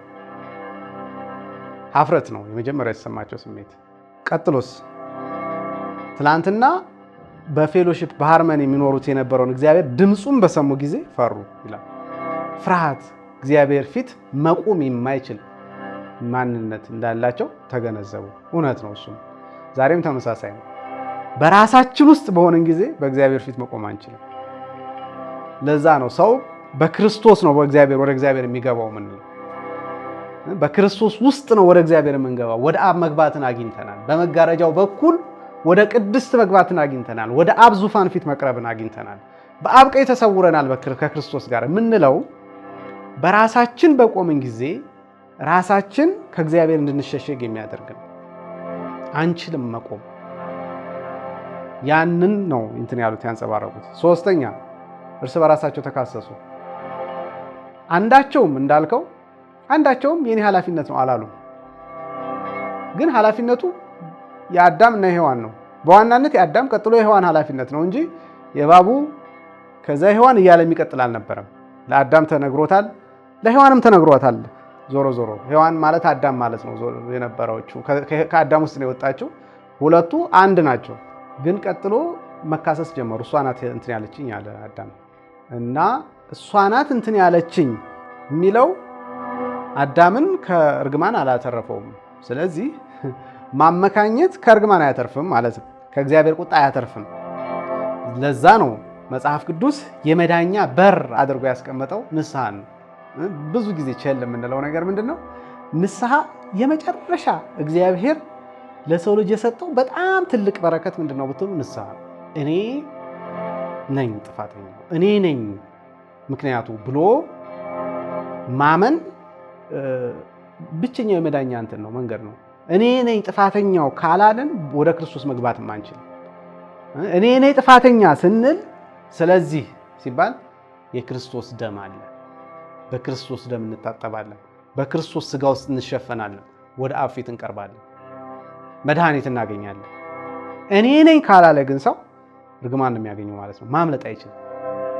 ግን ዕፀ በለሱ የፈጠረባቸው ግን ሁሉን ከራሳቸው መነጽር፣ ከራሳቸው አንግል፣ ከራሳቸው ሚዛን እንዲመዝኑ ሰልፍ ኮንሺየስ ነው ያደርጋቸው። የዚህ ዘመን ትልቁ በሽታ ምንድነው ብትሉ ይሄ ነው። ራስን ማወቅ ትልቅ ፕሮሞሽን የሚሰራለት ትልቅ ራስን ማወቅ እንደ ትልቅ ነገር ነው የሚቆጠረው። ራስን ማወቅ ግን የሚያኮራ ነገር አይደለም፣ የሚያሳፍር ነገር ነው። ራስን የማወቅ መጨረሻው ዲፕሬሽን ነው። ራስን የማወቅ መጨረሻው ጭንቀት ነው። ራስን የማወቅ መጨረሻው ሌሎችን መክሰስ፣ የተለያየ ከእግዚአብሔር መሸሽ፣ ከእግዚአብሔር መደበቅ፣ በእግዚአብሔርና በራስ መካከል ግንብን መስራት የሚያመጣ ነገር ነው። የሚያድነው እግዚአብሔርን ማወቅ፣ የሚያስመልጠው እግዚአብሔርን ማወቅ ነው። ሃርመኒ የሚፈጥረው በቤተሰብ መካከል ሃርመኒ የሚፈጥረው፣ ከራስ ጋር ሃርመኒ የሚፈጥረው፣ ከማህበረሰብ ጋር ሃርመኒ የሚፈጥረው እግዚአብሔርን ማወቅ ነው። አቅም የሚሰጠው የምንመኛቸውን ለውጦች በምድር ላይ ሰፈሪንግ ለመቀነስ፣ ጭንቀት ለመቀነስ የሚሆነው እግዚአብሔርን ማወቅ ነው ማለት ነው። ሰይጣን እግዚአብሔርን ከማወቅ ራስን ወደ ማወቅ ያመጣቸው ለዛ። ይሄንን ቃልም እንዳትረሱት። በኋላ ላይ ምናልባት እግዚአብሔር ቢፈቅድ ከ666 ኮንሰፕት ጋር አያይዘን እናነሳው ይሆናል በሌላ ጊዜ። እና ራስን ማወቅ፣ ራስ ተኮር ማድረግ፣ ሰውን እኔ አድርጎ ራሱ እኔ ብሎ ራሱን እንደ ማዕከል አድርጎ እንዲቆጥር የሚዛን ፍጻሜ የእውነት ፍጻሜ ከራስ አእምሮ አንጻር ይሄ ክፉ ነው ይሄ ደግ ነው ብሎ ብያኔ መስጠት የዕፀ በለስ ውጤት ነው። የሰው ደግ ለእግዚአብሔር ደግ ላይሆን ይችላል። የሰው ክፉ ለእግዚአብሔር ደግ ላይሆን ይችላል። ሚዛኑ ግን እግዚአብሔር ሲሆን እግዚአብሔርን ከማወቅ የሚነሳ ጀጅመንት ግን እሱ ነው ኃይል ያለው፣ እሱ ነው ዩኒቨርሳል የሆነ ሳልቬሽንን የሚያመጣው የሚለውን ማስተዋል ያለብን ይመስለኛል። በሚቀጥለው ደግሞ እዚህ ላይ ትንሽ የተወሰነ መጨመር ያለብን ሀሳብ ያለ ይመስለኛል። እሱም ኤደን ገነት ላይ በተሰራው ስህተት ምክንያት የተፈጠሩት ጥፋቶች ምን መልክ እንደነበራቸውና የእግዚአብሔር መንግስት ደግሞ እንደገና ዳግም በክርስቶስ ኢየሱስ በመገለጧ በምን መልኩ ሪደምሽንን ድህነትን እንደሚያገኙ በተወሰነ መልኩ ለማየት እንሞክራለን።